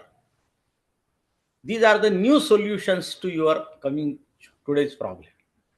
So are you considering today's social problems or not? You need to think these social problems, discuss these social problems in your classrooms, find out, design some solution for that, and then deliver that solution. Then show some model case before the society. That is expected. And so for that, you need modern technology help also. So digital development is also needed at our educational institution level. As I told you, chalk and talk system will not remain into existence. Students are familiar with their mobiles. Now mobiles came, for telephone came, mobile came now. YouTube channels are in Instagram. Social media is also there. Your WhatsApp is there. Through this social media, through this YouTube, how you will develop a good culture among all our educational institutions, all our students. And so here you need to maintain some social, you can say, social responsibility or social norms also. You cannot go against it. What are the established norms are there? Slowly, evolution will come. It is not revolution, it is evolution. So it will evolve slowly, with society help. You cannot keep society away and do something else. You have to take society with you. And so evolution process is very difficult. For that, you need constant dialogue and constant discussion and development. Dialogue, discussion, and development, and then something you can deliver to the society. And then our universities or colleges will become a model institutions to social reforms, to social problems. And students, when follow 4 years, 5 years in these educational institutions, when they remain, when they come out, our outcome is this, that whatever the students are taking good qualities from this educational institution, they will perform in their day-to-day future life. And when will they perform in day-to-day future life? That is our social outcome. This big expectation kept before us UNESCO as well as NEP 2020. And so only skill and employment, don't be limited with that. Skill and employment is needed, definitely. Basic knowledge needed, skill needed. We have to make our student employable. But at the same time, we have to take this social responsibility, social challenges also. And these social challenges and social responsibility, if we consider, then only all-round development and real wealth will increase, wealth of all. So whatever happened, you see, Japan, Germany, Australia, New Zealand, they have given importance to skill education and value education. Their skill and value education is there. So this skill and value education is there. That's why their social controlling is very good. You might have listened these stories. Those who have went abroad, they said, when I was in Japan, late in the night, I am going to airport. There was a red signal. No much cars, no passengers on the road. Still the driver was waiting till the green signal comes. And when green signal comes, he started moving ahead. Late in the night also. Why not? It is possible in India. They are following this in Japan, these rules, because they have accepted by heart that these rules are for benefit of the society. So we must follow that. Why such type of culture we can't develop in our country? So we need to teach our student that respect the rules, respect the seniors, respect the parents, respect the authorities. We need to teach them. If there are grievances, okay, you just come discuss these grievances with authorities. And so colleges and universities also need to develop grievance redressal cell. That is also UGC recommended to you. That proper correction, proper consideration should be given to the student and teachers or employees' problems also well in time. Whatever their grievances are, authorities should listen it properly and try to answer or try to address these grievances properly. So then social problem will not come.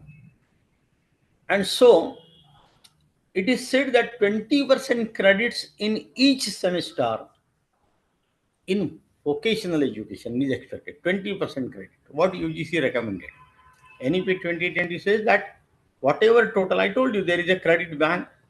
And if you have secure 142 credits or 150 credits or 132, some 132, 160.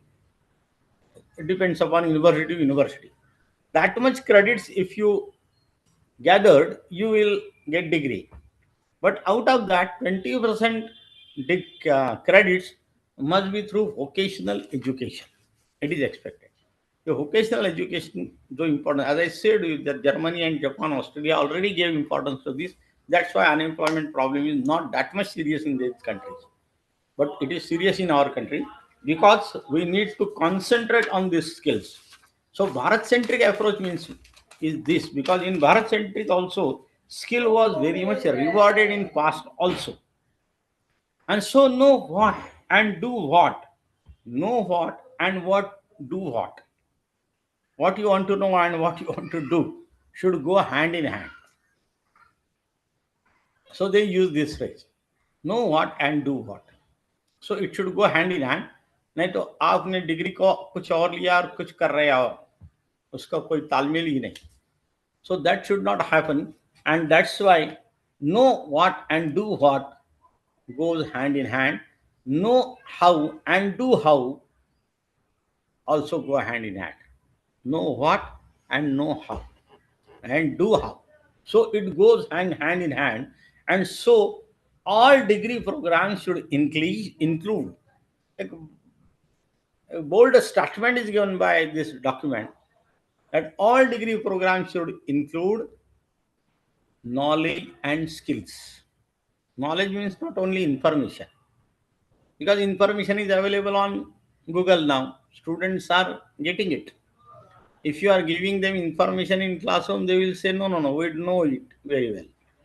Because they are much ahead than us. Young generation is much ahead than us. They are expert. So what extra you are giving to them through classes, that you have to count. So prepare your note first. Going to the lecture, before delivering lecture, you should have your proper note with you. What to do, what to speak today, what to deliver tomorrow. What you want to deliver tomorrow, you should prepare today. So that is needed because information is available to the students, but you have to develop their critical analysis outlook. Discuss with in the class, take some problem, discuss with the students, and try to find out how they are analyzing it, and then guide them where they are wrong, where they are right.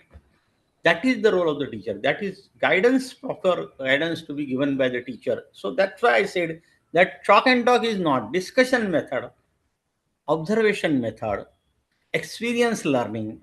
These are the new avenues open to all of us, and so you need to develop that. That's why competency development is the first objective. So must have skill and knowledge. Skill and knowledge, if you have, your competency level will be high.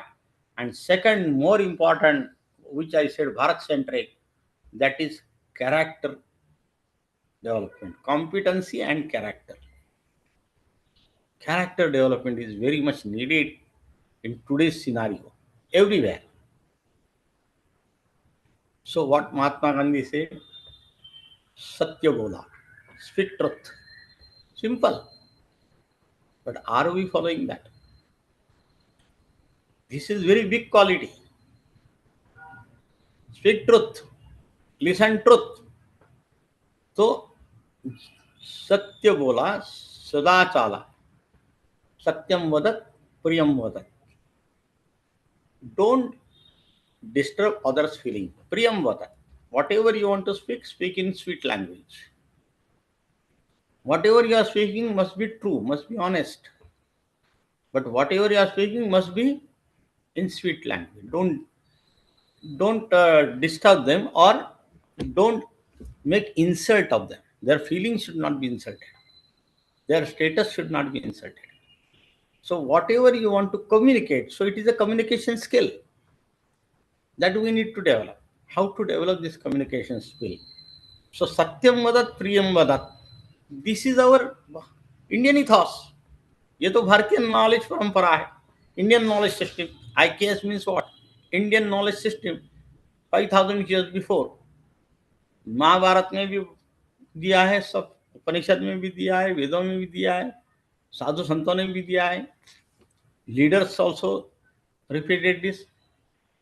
Till Gandhi, Nehru, all these big leaders, Swami Vivekananda, you take the name. और भारत में बहुत सारे महापुरुष हैं. ये महापुरुषों ने जो कथन किया है, that is value. That value we would like to inculcate among our students.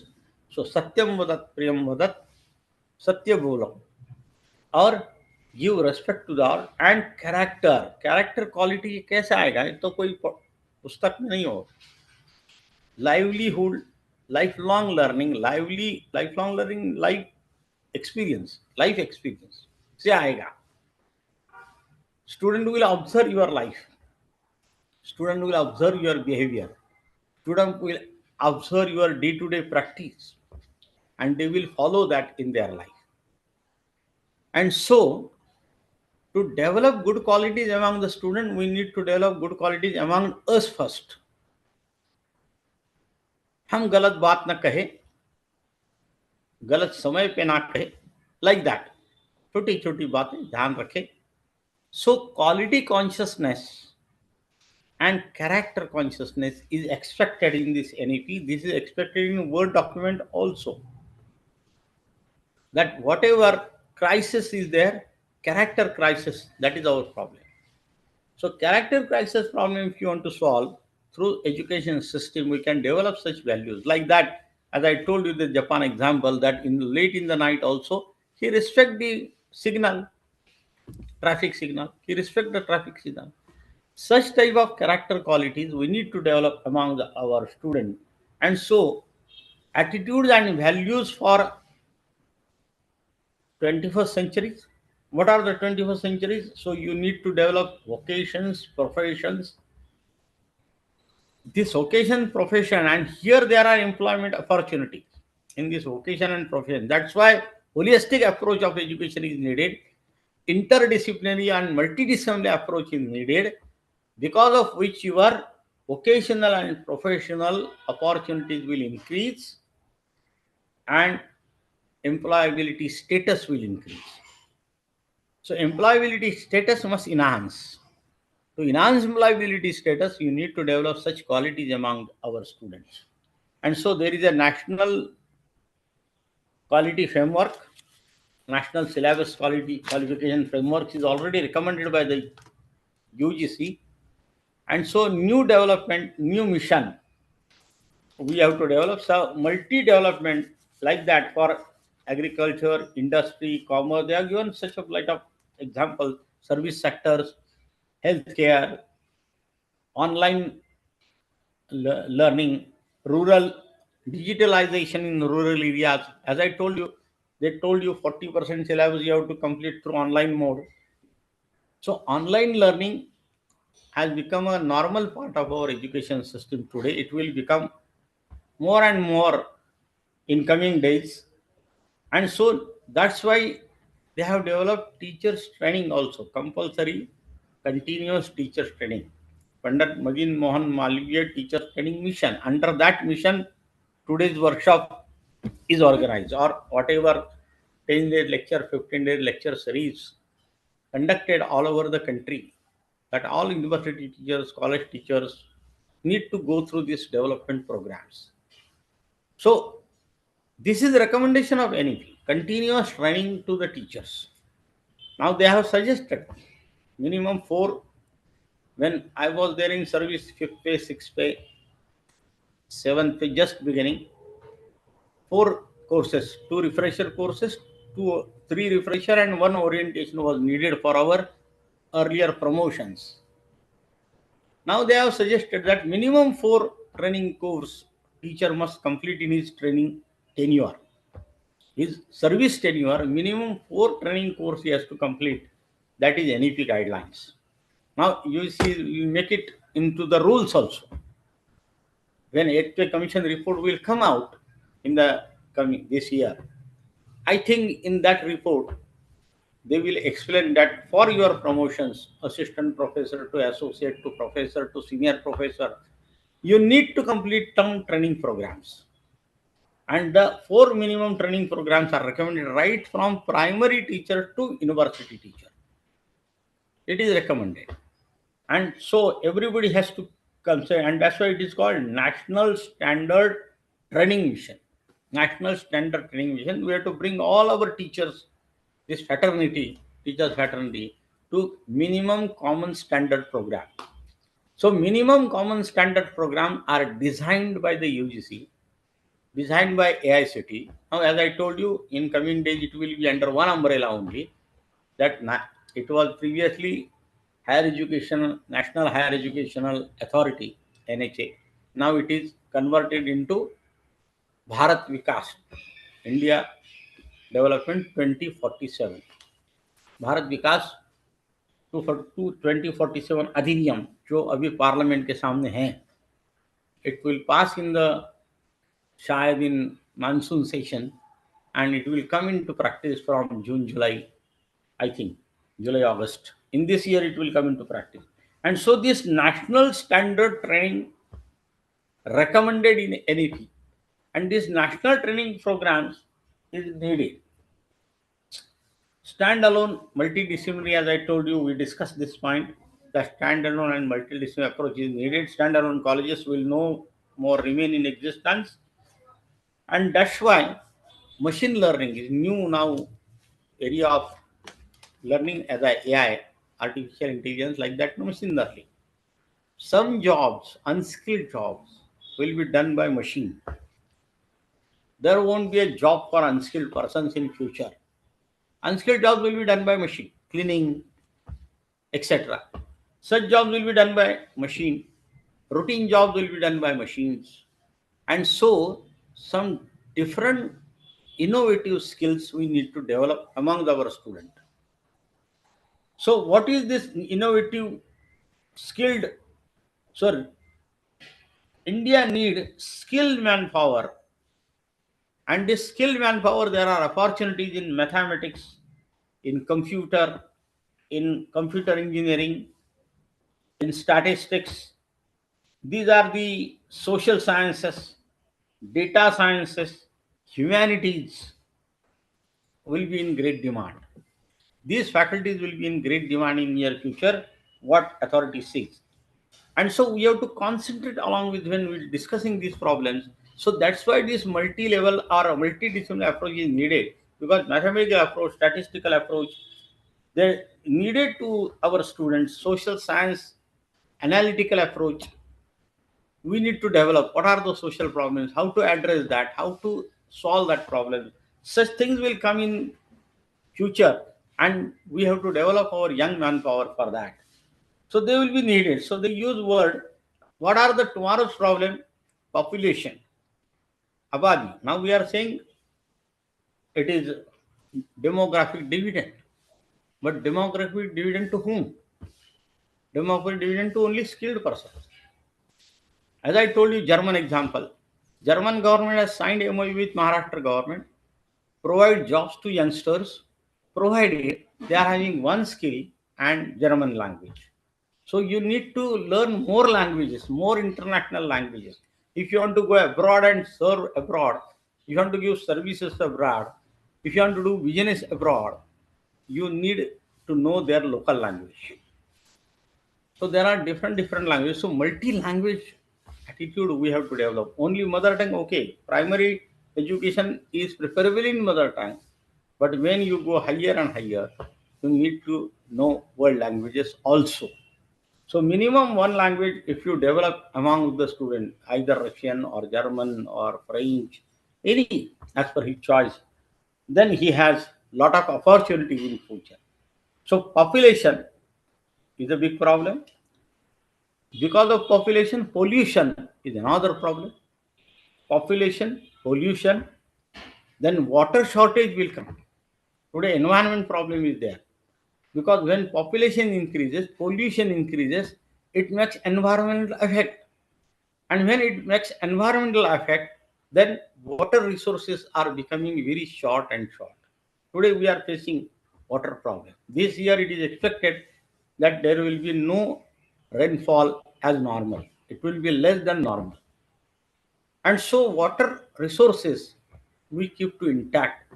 How to develop water resources, how to strengthen them, and how to utilize water properly. One thinker said that next third world will be only for water. There are two cities in the world declared no water cities. So this is serious problem, and because of such wars when going on, they are making more and more pollution problems. When war, they are throwing drones and throwing weapons. It creates some bad atmosphere in the environment, and environment get damaged. And so population, pollution, water shortage, these are the energy. We need to concentrate on that. New innovative techniques needed to develop our energy. Now we have solar energy system. So India is fortunate because lot of sun light is available, and due to that sunlight we can mix energy. So solar energy now is in vogue. Solar energy more in practice now. And so when this energy problem, water problem, sanitation problem, urbanization problems, these are the coming problems, urbanization problems. Big, tall buildings are coming up because land is limited. So big storage buildings are coming up. Because of that, sanitation problem increases, water shortage problem increases, higher techniques needed develop, small roads and big buildings. That creates another problem in the cities.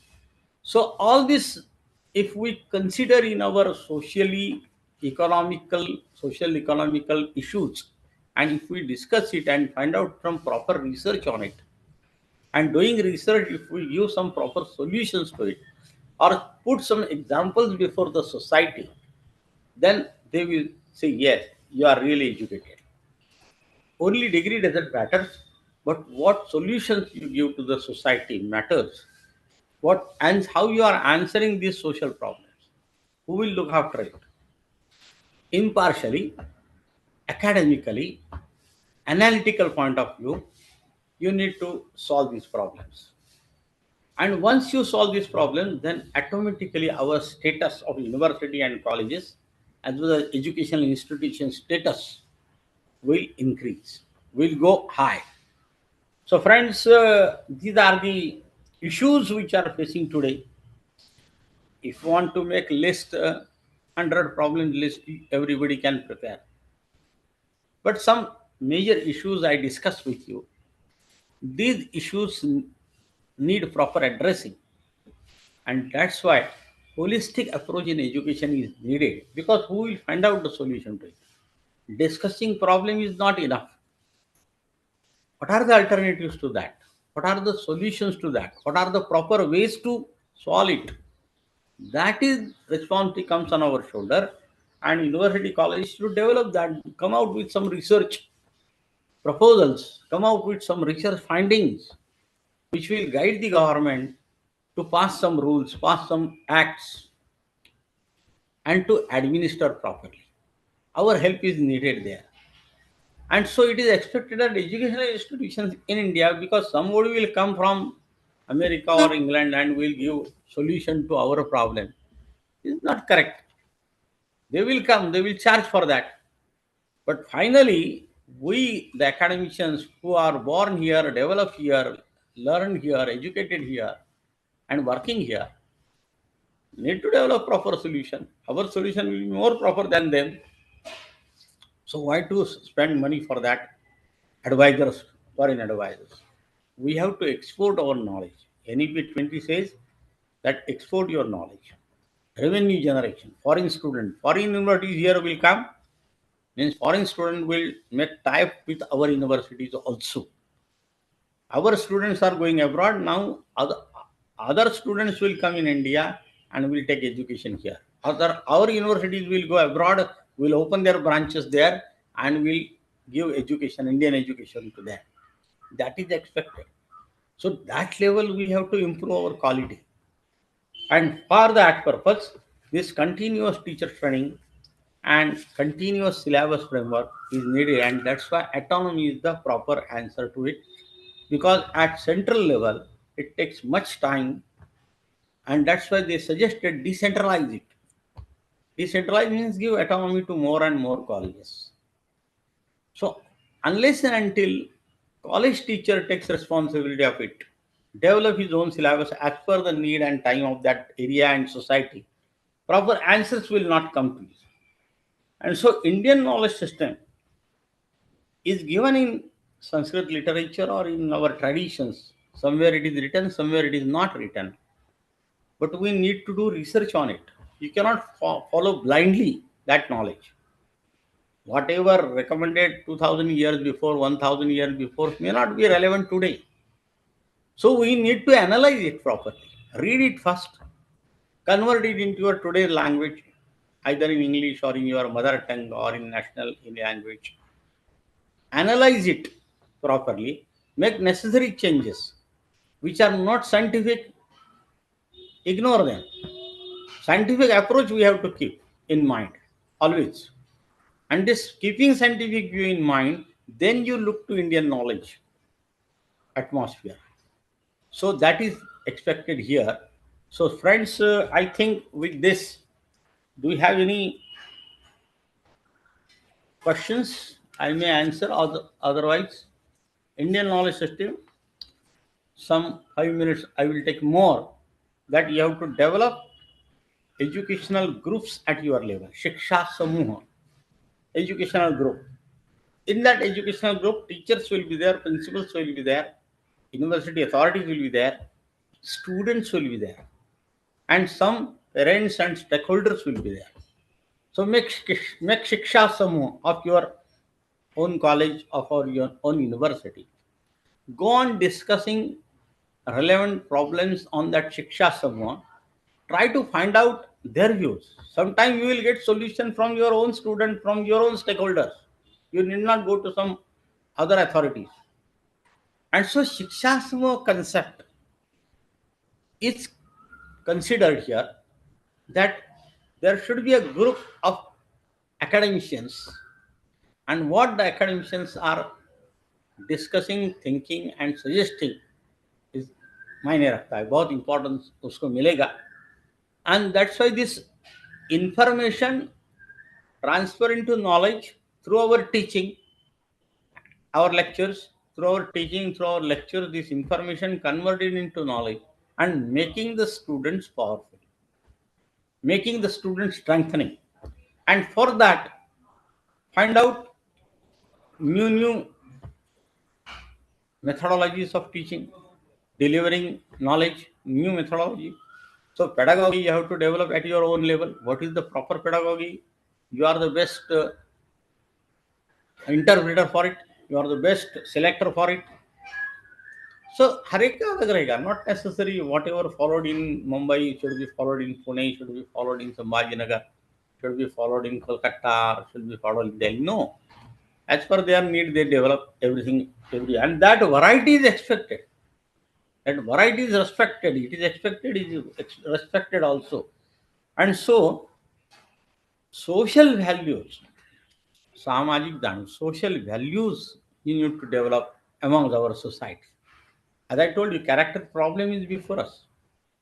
So, career as well as character equally important. So, we have to guide them for their proper career, as well as NEP says, you make your system in such a way that whenever student will pass out from your university or your college, he will go in the society with career opportunities and with character. If character is there, career opportunities are waiting for you, as I told you. That low percentage student also welcome if he is having good character. And that's why you see that new generation is very much familiar with this new technology of teaching. That is online teaching, YouTube they are following, observing different films also, different pictures also, pictorial teaching, film teaching, discussions. These are the new pedagogies are coming up.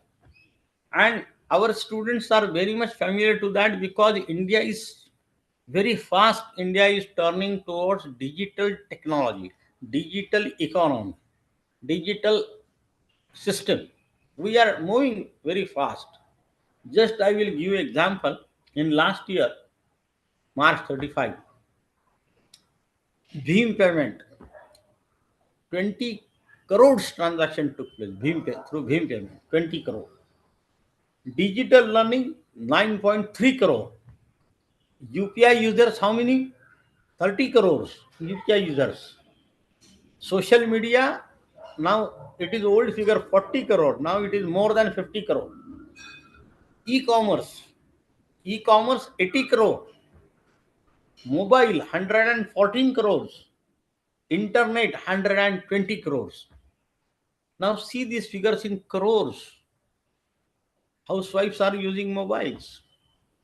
Street sellers, those are making shops on the street and selling vegetables, small things, using QR code. You have to scan that QR code and make the payment.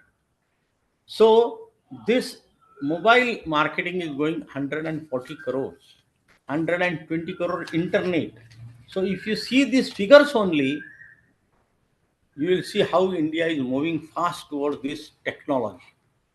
Slowly, slowly. Our old generation also, those who are not even seen the colleges, universities, they are using this. They are very much aware about this technology. They are in day-to-day practice, they are taking benefit of this technology, and taking into consideration this technology benefit. UGC recommended 40% courses you can complete through online. So online, if you do the course, उसका fee structure भी कम हो जाता है. Proportionately, fee structure will reduce, and more students will come in this higher education system, where our GER goes to 50%. We have to increase our GER 50%, so that goal we can definitely achieve in next 10 years, because we have to increase hardly 20% more, 30% we reach. So 20% more if go with this technology and this online learning, e-learning, 50% GR is possible, I think. And so there are two, three more things which are explained in NEP. One last development of this NEP, I will tell you that dual degree benefit. Dual degree benefit is also available through NEP 2020 to our students. This dual degree benefit means at a time you can do two degrees. In my college life or in my student career, it was not available. In your career also, it may not be available. Now, from this 21st century, in 2025 onwards, dual degree is allowed. UGC has already issued note for it. When you are doing engineering, at the same time you can do BA history, BA economics of other university or same university. Same university, two degrees are allowed, or two different universities, two degrees are allowed. So these are the multi-level changes coming up in higher education system, which was very tied up system, very, you can say, red tapeism was there. Now this red tapeism will be removed. It will become more liberal, more student centric, and Bharat centric knowledge and student centric system. This is the new, I think, achievements to this NEP 2020. When NEP implementation already started, some students have started registering for two degrees also. So see the benefit. Those who are meritorious students having more capacities, they can come out within 3 years with two degrees. So definitely their career opportunities will be more faster and faster. NEP 2020 gives you all the strength, and that's why now we have to concentrate on this accountability approach. So whenever you are designing your syllabus, now always it is recommended by UGC, when you frame your syllabus, what is your outcome, what you want to achieve, you have to explain in beginning. When you design in BOS, Board of Studies, when you design your syllabus, you need to farm out what are the objectives of the syllabus and what you want to achieve, what will be the outcome. Student must know, if I read this paragraph, in the beginning of the paragraph you have to explain what you will achieve after reading this. And after reading that paragraph, student will come to know whether he achieved this or not. So this outcome-based syllabus framing is the new venture, which was not there in our old days. Now this is new venture. Everywhere, whatever you are doing must have some goal, must have some specific objectives. Without objectives, don't frame your syllabus. Keep some objectives in mind, put it on paper, not in mind only. Put it on paper, be transparent. Transparency is expected. And that's why it is recommended in Maharashtra by Maharashtra University Act that you can take last year distinguished student, meritorious student on your BOS, your Board of Studies, as a member. So those who are meritorious students, those who are pass out, they will also contribute. They will share their views, what they achieved and whatever the lacuna they found. So they will also contribute in your proper syllabus framing. So what is ultimately needed as a teacher? Our accountability is how we are framing our syllabus, how we are delivering it into the classes as well as in our campus, and how we are examining them. Examination system should be transparent. Students should have faith in it. So exam is a separate chapter for discussion. I will not go into that detail. But examination is equally important. Student must keep faith in examinations. We must feel that whatever my paper is assessed is proper. And that's why more instead of subjective, you should go for objective approach and design questions like this. This is the skill. And so you have to develop question bank in large number, and so student will get some guidance through this question bank. So all these goals we need to achieve very rapidly because world is rapidly changing, and so there will be no scope in near future for unskilled persons. So we need to develop this skilled manpower with proper values. Career opportunity will be there, but for that proper character development is needed. So this will be the path of this NEP 2020, and as a teacher we should participate in this. I can say struggle in this moment. Actually, it is a moment, and we should participate in that. So India will become really superpower if all teachers will contribute at their level in this way and take proper training always. Thank you very much for giving me an opportunity to share my views on NEP 2020 to all of you. Some points I highlighted, some points are still remain, but you can discuss in other your series. So I thank Dr. Rafael sir, Honorable Vice Chancellor, and all the participants for proper listening, careful listening. Thank you very much. If you have questions, otherwise we'll sum up.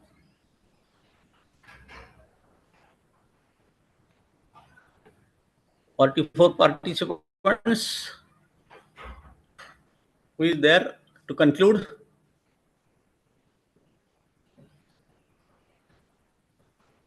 Anybody from Sambhajinagar University?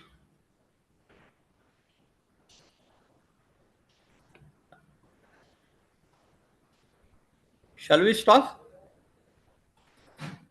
Coordinators?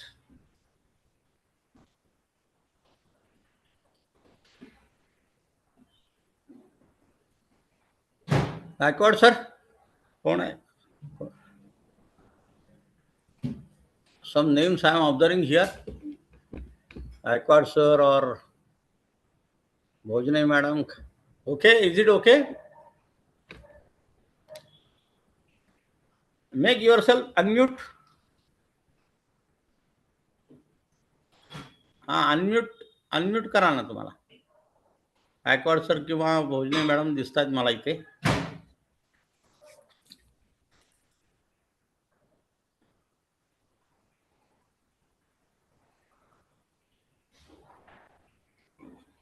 Coordinator कोणी आहे? ऐकू येत नाही sir. Unmute करा तुम्हाला. Gaikwad sir करता येते का अनम्यूट? गायकवाड सर किंवा मॅडम तुम्ही कोणीही एक जण अनम्यूट झाला तर कन्क्लूड करूया. नाही किंवा याच्यावर शेअर करा. आले इकडे आले दे.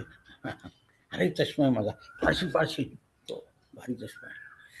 हा हो. अरे 1 minute please. Okay then. Okay, thank you very much. Thank you all.